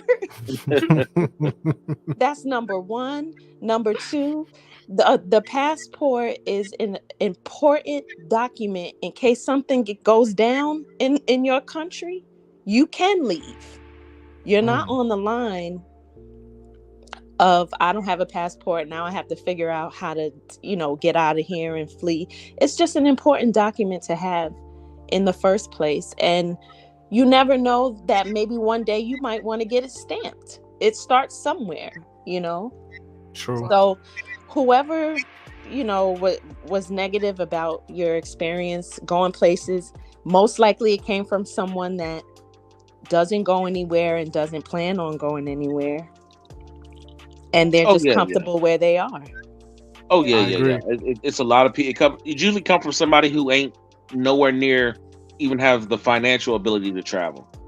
That's another piece. You know, the people that, like, they think Miami is the greatest place to vacation at for whatever reason. Bro, I was there 2 weeks ago. It was not. I'm from Florida. And that's what I have to say. I have banned Florida, so I can't even talk about Miami. But go ahead, Nisi. the support I got from people, I got so much support now, and it's mainly from people that I've never really had a lot of conversation with. You know, there's the ones that encouraging me or reaching out to me to say, how's everything going? You haven't posted in a while. What country are you in? And it shows you, because most of my family don't even say anything. You know? And, you know, I'm the happiest I've been in my whole entire life since I moved here. Amen. You always smiling. Your pictures I could tell you're happy. Yes, I am. I can feel it. People notice that. And I'm not going to allow anyone to steal this joy that I have, because it's so wonderful. So. I'm also jealous and inspired that you're going to Antarctica. I'm happy too. All three. Hey, do y'all get the phone calls when something happens in like a whole nother country and they call you like, hey, I was just checking on you. I heard there was a hurricane in India. You all right? Yes. Bro, I don't know There's like plutonium loose in Bangkok a couple of months back. That mass shooting. Yeah. Oh yeah, that one mass shooting. That one mass shooting. One. See, now I got to segue into another question. How do y'all take the news that we hear when you're abroad? Like when things like mass shootings or, you know, some type of racial discrimination, like how does that resonate with you being at your overseas and you're like, damn, I didn't know it was so bad until you're away from it. Like, yo, this every day. I'm gonna answer this one. So I have 3 adult kids, and so if I hear something, I try not to watch the news. But because I have 3 adult kids, I need to. And so when I contact especially if it's close, I'd be like, "Oh my goodness, how are you? Were you anywhere close to it?" And their response to me, "Mom, you know it's normal. It's nothing."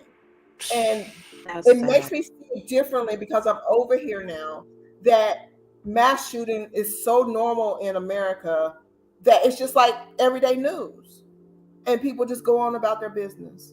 And when you hear and you don't even see a gun, it's like, whoa, what is going on in America? It just opens your eyes more when you're abroad. Yeah, for me, I'm not really plugged into the news. Usually, one of the customers who come in the shop will say something, and I'll look it up. Every now and then, something might pop up on my YouTube, but I feel really disconnected from news in the States. It's almost like how we're in the States and we hear about a landslide in Nepal. I Right. can't connect with it. You know what I mean? And that's kind of how I feel when I'm in Thailand.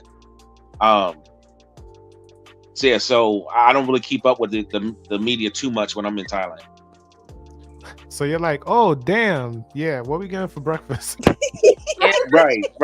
Like I'm trying to care, but it's just not coming to me. So, and another thing I realized, like what you said, like how people are so used to it in the States. I was watching Power with my wife, and she didn't want to watch it. I'm like, "Wow, this is a good show. What are you talking about?" She's like, "They kill everybody." I was like, Wow. it never dawned on me how much, like, you know what I'm saying? Like how many people got eliminated in that show. Yeah, we She was just That like, you sit "I can't don't want to even watch. watch I don't want to watch." entertainment. Wow. That's I'm not going all over the place, but you ever seen a Thai movie? It's mostly comedy. Or romance, yeah. Yeah, it's like they don't really do violent, action-packed movies like that. And if it is, it's a not part of their comedy. life. It's not part of their life. Wow. I think we are so desensitized to it because we see it so often. Like it don't. It literally rolls off your shoulder. Yeah. Go ahead, Chanel. I say I don't watch the news. I don't let my people back home tell me shit. Like I don't want to hear that. I'm over here, and y'all figure that out over there. And it ain't got nothing to do with me. My name Bennett, and I ain't in it. I don't want to hear it. Hey. Me and mine is cool. I got mine with me, so I know we good. Y'all figure that out. I Man, told you to get He told them to get their passports. I told you to get a passport. That's my answer every time. Did you hear about? I told you to get a passport. You could be over here. Look at me. I'm at the beach. In the land of smiles. The land of smiles. You have a nice smile too. Thank Go ahead, Kit. I just feel like people got options. I look at the news and just say you don't have to be there. Yeah. Some people do. You have options, and to be honest with you, a lot of people feel like, oh, Thailand, is so exotic. It is an exotic, beautiful place. Once you pay the expensive fare, once you get here, you're good. You're not spending the way you would spend. There's a lot of things that go on in the US that don't even matter in Thailand. Really. You can wear the counterfeit sneakers. You can pay $30 for them. Like you can, the foods, the eggs was 60 baht out here while they were going on this whole big egg rant in the US. I remember that. Like it was a whole egg gate. dozen. Yeah. And we over here $10 for a dozen. Yeah. Right. And I'm like, well, then think of something else. Because if you don't like your situation, think of something else. Think of another place where you would like to go, because I guarantee you it would probably be better than where you are right now. Yeah. And it's a matter of breaking it down and really wanting, if you really do, like you, Chanel, if you really do want something different for your children, you're going to figure it out. You're not going to keep talking to your people about it, complaining, because then you'll be chasing your tail at that point. Yep. So, I mean, you got other stuff. I'm sorry, I didn't mean to cut you off. No, go ahead. I was going to say, you got other stuff to come out to Thailand for medical services. Especially cosmetic surgery. I had knee surgery, which is the big kind of reason how me and my wife ended up getting together. She took care of me after my knee surgery. So, and I think I paid like a third of what I was going to have to pay in the US. I believe it. Wow. I think altogether it was like 22,000. I think in the US it was going to be like 72, something like that. Wow. I And feel like that. I feel like that's a whole nother segment as well. Bumrungrad in Bangkok is $1 billion hospital. It is and their standard level of care is unmatched than at least compared to America. I can believe it. When I got in Patty of Bangkok was awesome. I mean, they took care of me. They wheelchaired me everywhere. They filled out all paperwork. I mean, I really just had to show up, basically. I believe you could. So it's just a matter if you want a change, if you want something different, you'll look at the news, but I can see what's going on in the news. But it's like, if you don't like where you are, figure something else out.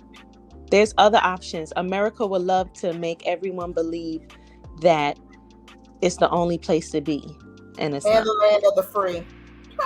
Right. And another thing that they push is that like everywhere else in the world is third world except for Western countries.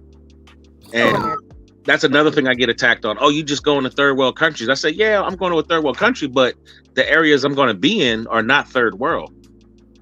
Segue. You know? Chanel, go ahead. You were about to say something. I was saying, like, he was saying, America tries to make it seem like it's, the land of the free and everything is good. But if you look up the definition, America is a third world country. It literally is a third world country. So I'd rather be over here in this one than that one any day. Which brings me to another. Go ahead. Who want to say something? I was going to segue to something a little bit different. Go ahead. Yeah, I was going to say, like just medical care. Go back to the medical care real quick. Like it takes you so long to get appointments, especially specialty appointments in the U.S. When I went to go get my knee looked at, I had the day I went in like 10 o'clock. By 2 o'clock, I was getting the MRI. And the next day at 12, I had an appointment to get the MRI read the next day. Dang. Tommy, answer this question, or anyone who's had services done in Thailand. Has anyone experienced? Oh, you could read it? I didn't know if you could. Yeah, I see it. So I had a cyst on my kidneys. I didn't know what was going on. I was in so much pain that, my friends had to call the ambulance. They came and got me, took me to the hospital. I mean, the amount of care that I got, I had to stay in the hospital for 3 days. And I've had several surgeries. I've been in the hospital so many times. This was the best hospital experience I ever felt. You could tell that the doctors are not overworked, overmanned, like undermanned, because they spend time with you. Like when they come in to check on you, they spend time with you. They're not rushing out.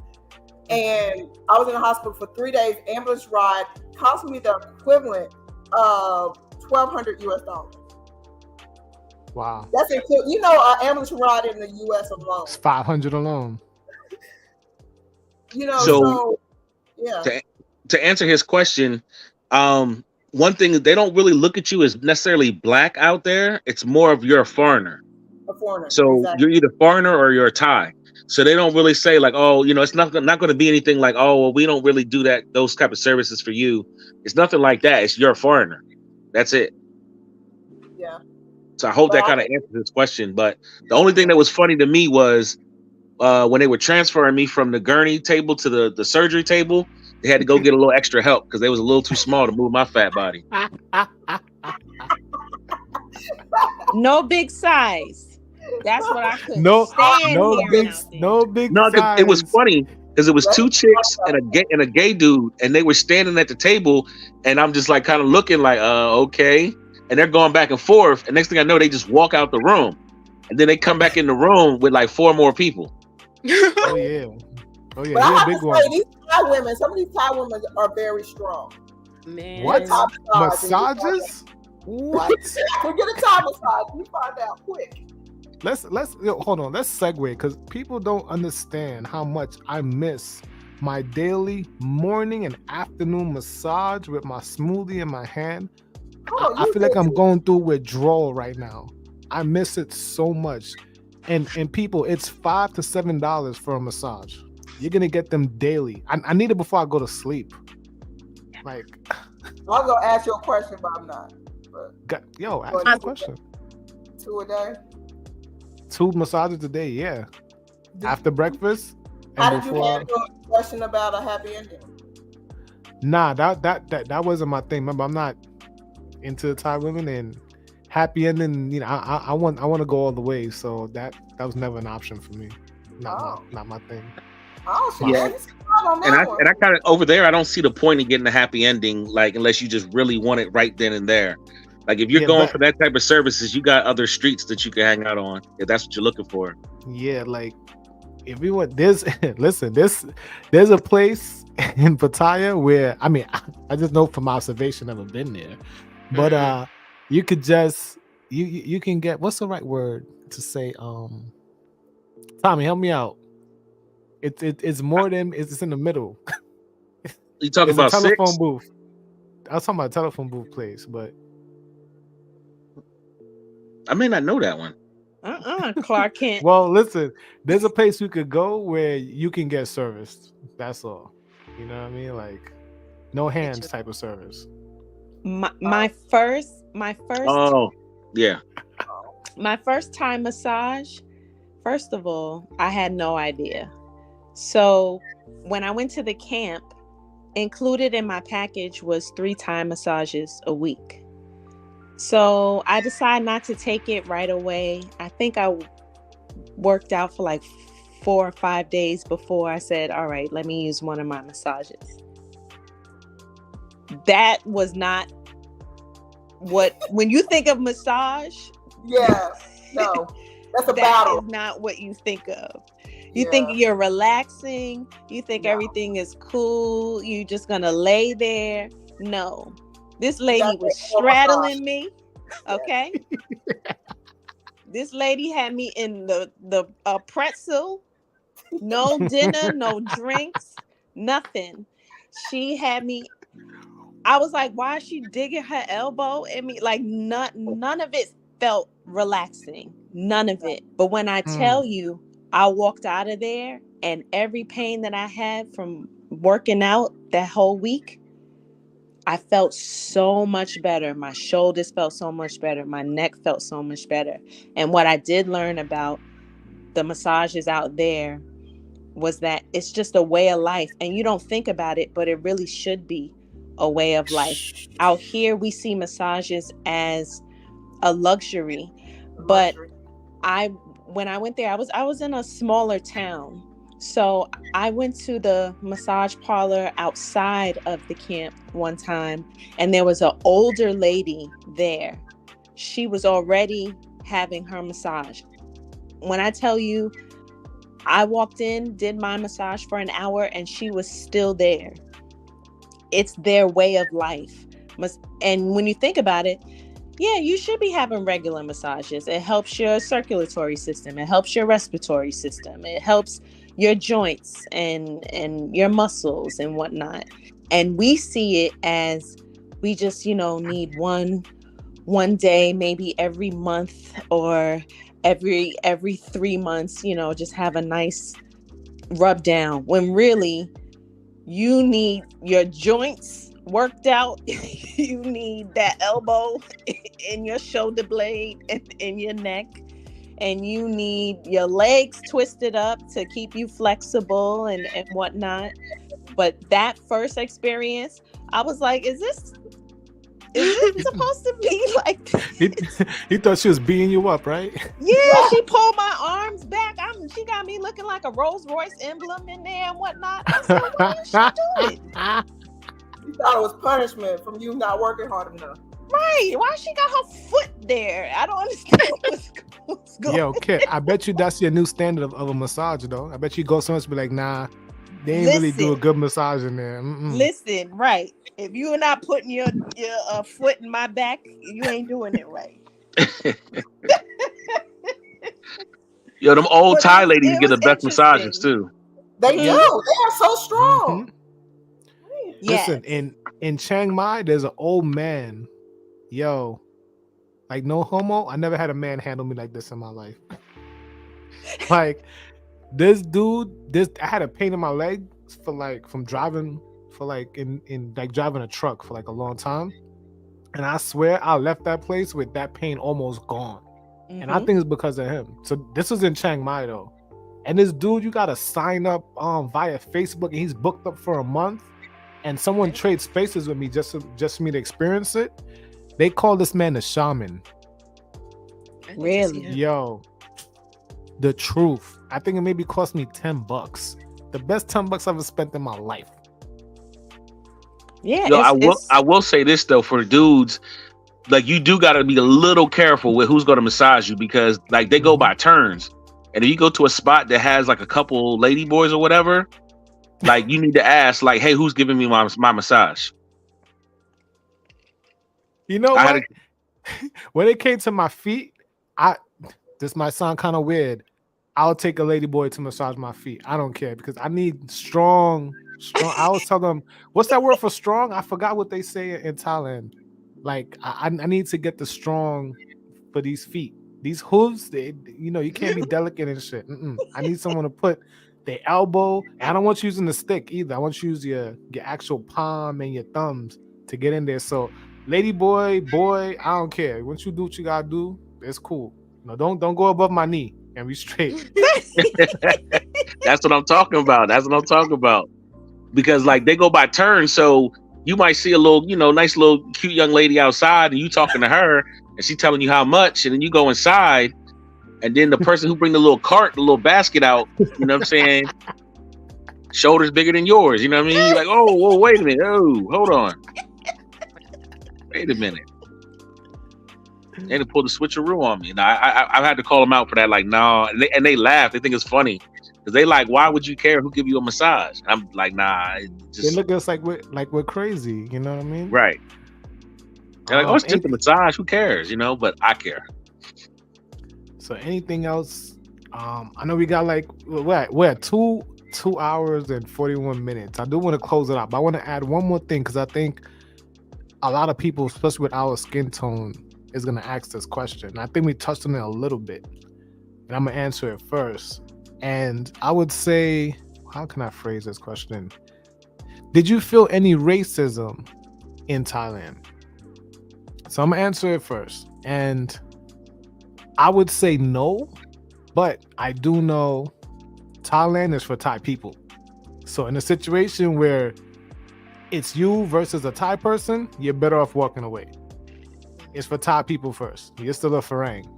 However, my treatment, yes, sir. Thank you, sir. Open the door for you.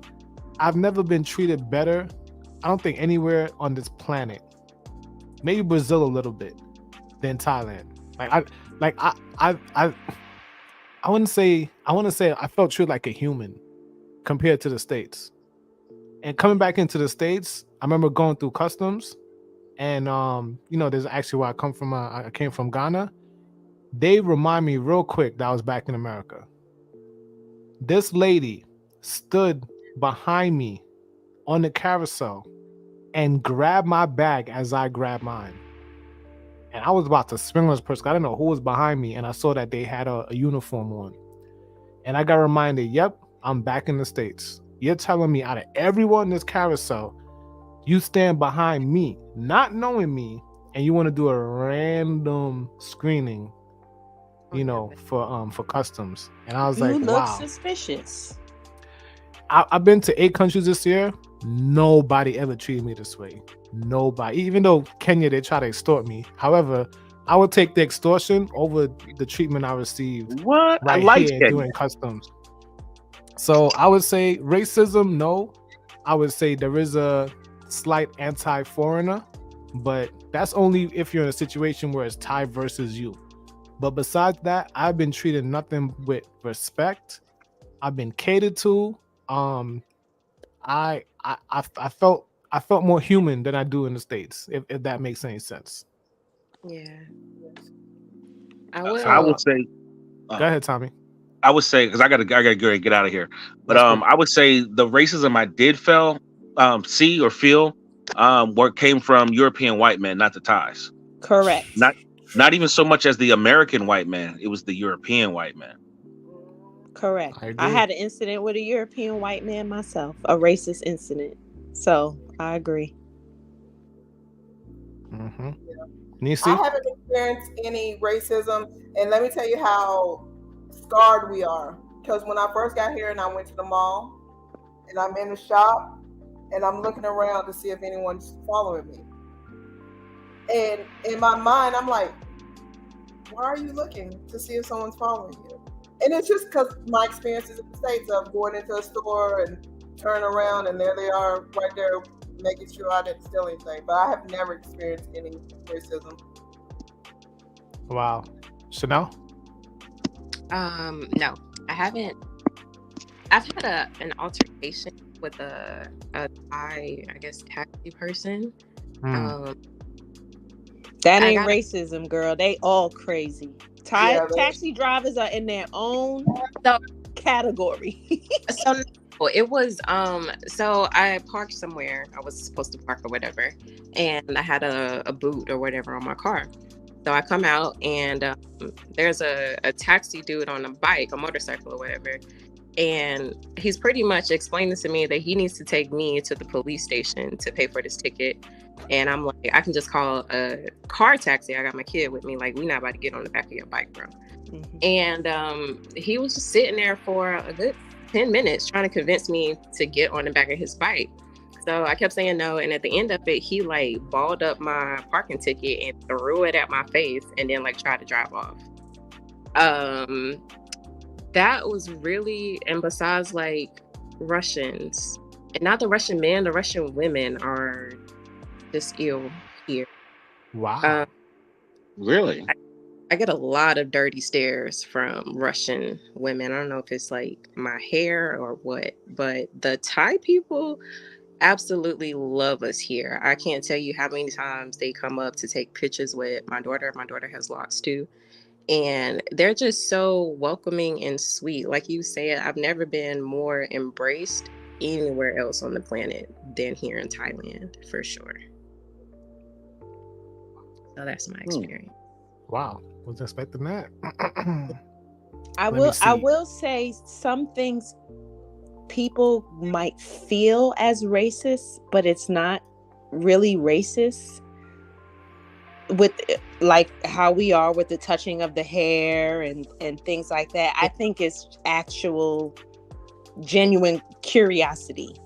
Like they just don't know certain things. I saw them selling like shirts with Confederate flags and I'm like, I just don't think they have any clue. Nah, they don't.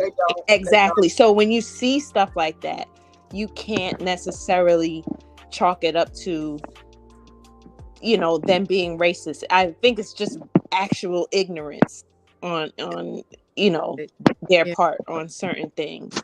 Hey, did you see Hey, real quick, just did you see the picture of the girl who had the Jesse Jackson for president shirt on in Thailand? No. I did. It's in my Pattaya group, and I think in the main Thailand group too. And I was like, wow, out of all places, they have that old school president shirt in Thailand. No, I didn't even see that. Yeah. I will say they are very good people. The only incident I had was with, once again, a white European man.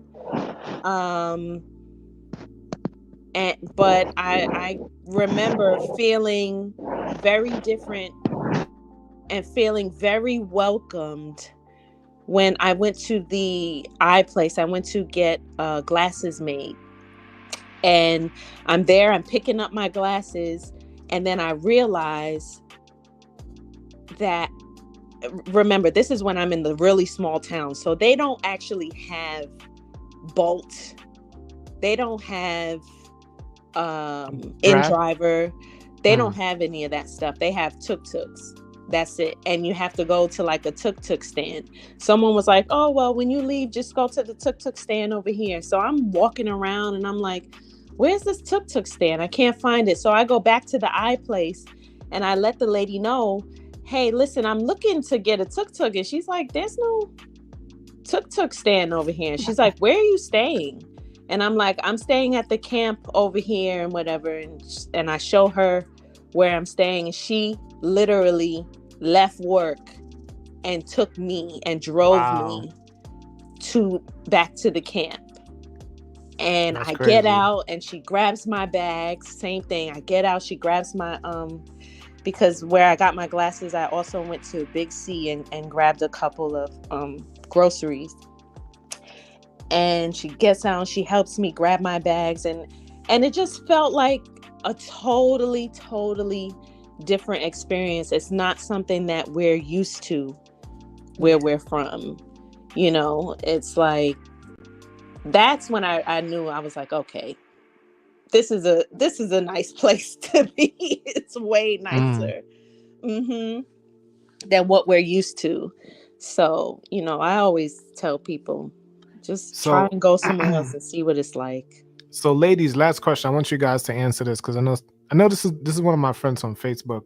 They want to know: is it unlikely to make Thai female friends? No, I have a lot of Thai female friends. I do. So it's not. I can name 6 offhand that I hang out with that always contacts me. So. You. I don't really, outside of like our group, Nisi, I don't really. I probably have like 2 Thai female friends, and the relationship was actually more so established by them than me. Compliment, you know, how long are you here? You know, what do you do? Yada, yada, yada. And, you know, exchange numbers, like let's hang out, stuff like that. Honestly, a lot of them, when I meet them or when I meet a lot of Thai women, they want to learn English, which I think that's pretty cool. Like, you teach me English, I teach you English, you teach me Thai. And yeah, I don't have a lot, but I don't think it's difficult to make friends with them. No. Okay. No, I didn't have any Thai female friends, but I was offered same thing. Hey, you want to hang out? You know, but I'm just like, And I have to say that mine was formed from the fitness resort that I was at for 2 months. And most of them train there or work there. And so that's why I was able to establish that friendship with them. Yeah, I can say that. Like, at the camp, I did have more Thai female friends, but when I went to Phuket, like, there were a few people who, you know, just, oh, you're hanging out, oh, like, where do you like to hang out? And, oh, you know, we can exchange numbers and things like that. But I just never did. There was nothing wrong with them. I just never. It's easy. You can make Thai female friends there. I mean, as a guy, it's easy, but I think you have to classify platonic and romantic. Yes. A lot of female friends I had to do some type of business with them. So the taxi driver became one of my friends. My realtor became one of my friends. This lady who used to cook, who basically begged me one day to try her food, and I was really hesitant on trying her food, but it was amazing. Oh my God, it slapped so hard. And I don't even like Thai food like that, but she cooked for me any day. And then 2 months later, she closed, and I didn't know what hurt me so much. And prior, she even begged me for a month to try her food, and I never did it. And since then, we built a relationship.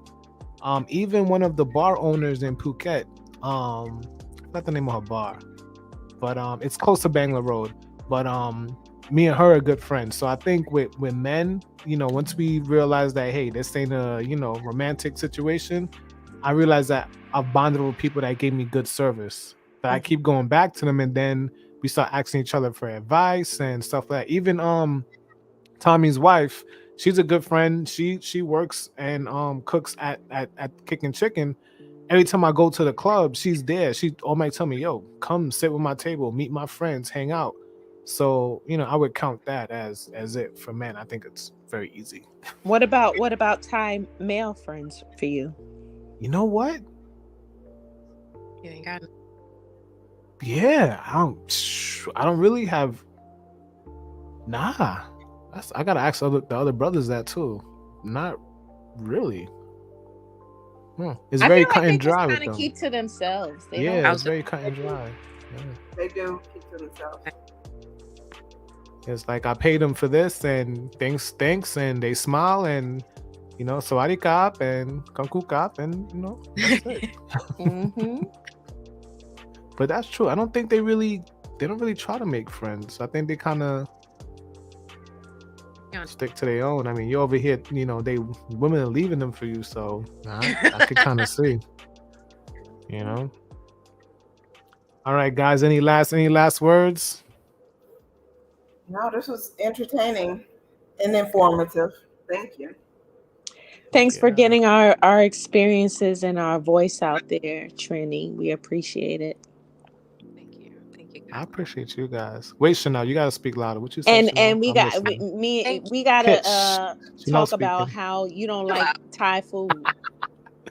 You know what? I only like Thai chicken fried rice. I don't like that what's that thing they make with the brown sauce? I forgot what it's called. Pad Thai. I don't like the Pad Thai. Pad Thai doesn't have brown sauce. What's that one that's brown? It's made with the tamarind, and they feed it to the elephants and it helps them poop. And I was like, no, I don't want that. Oh no, I ain't heard of that. Mm-mm. I only eat pineapple fried rice and Pad Thai. Pineapple fried rice be slapping. I'm a Thai food snob now in the U.S., so don't tell me it's Pad Thai and that ain't what Pad Thai is. But the food was so. I missed the freshness. The food was so fresh. Like the vegetables she cooked, it was like the chicken. Everything was so. And it had to be labeled organic. I knew it was organic. And a lot of them go shopping that day for their food. Yes, it's fresh. Yeah, it's fresh. They shop like every morning. Oh my goodness, we're almost at 3 hours. Yeah, I'm about to wrap it up. So now you got anything you want to say?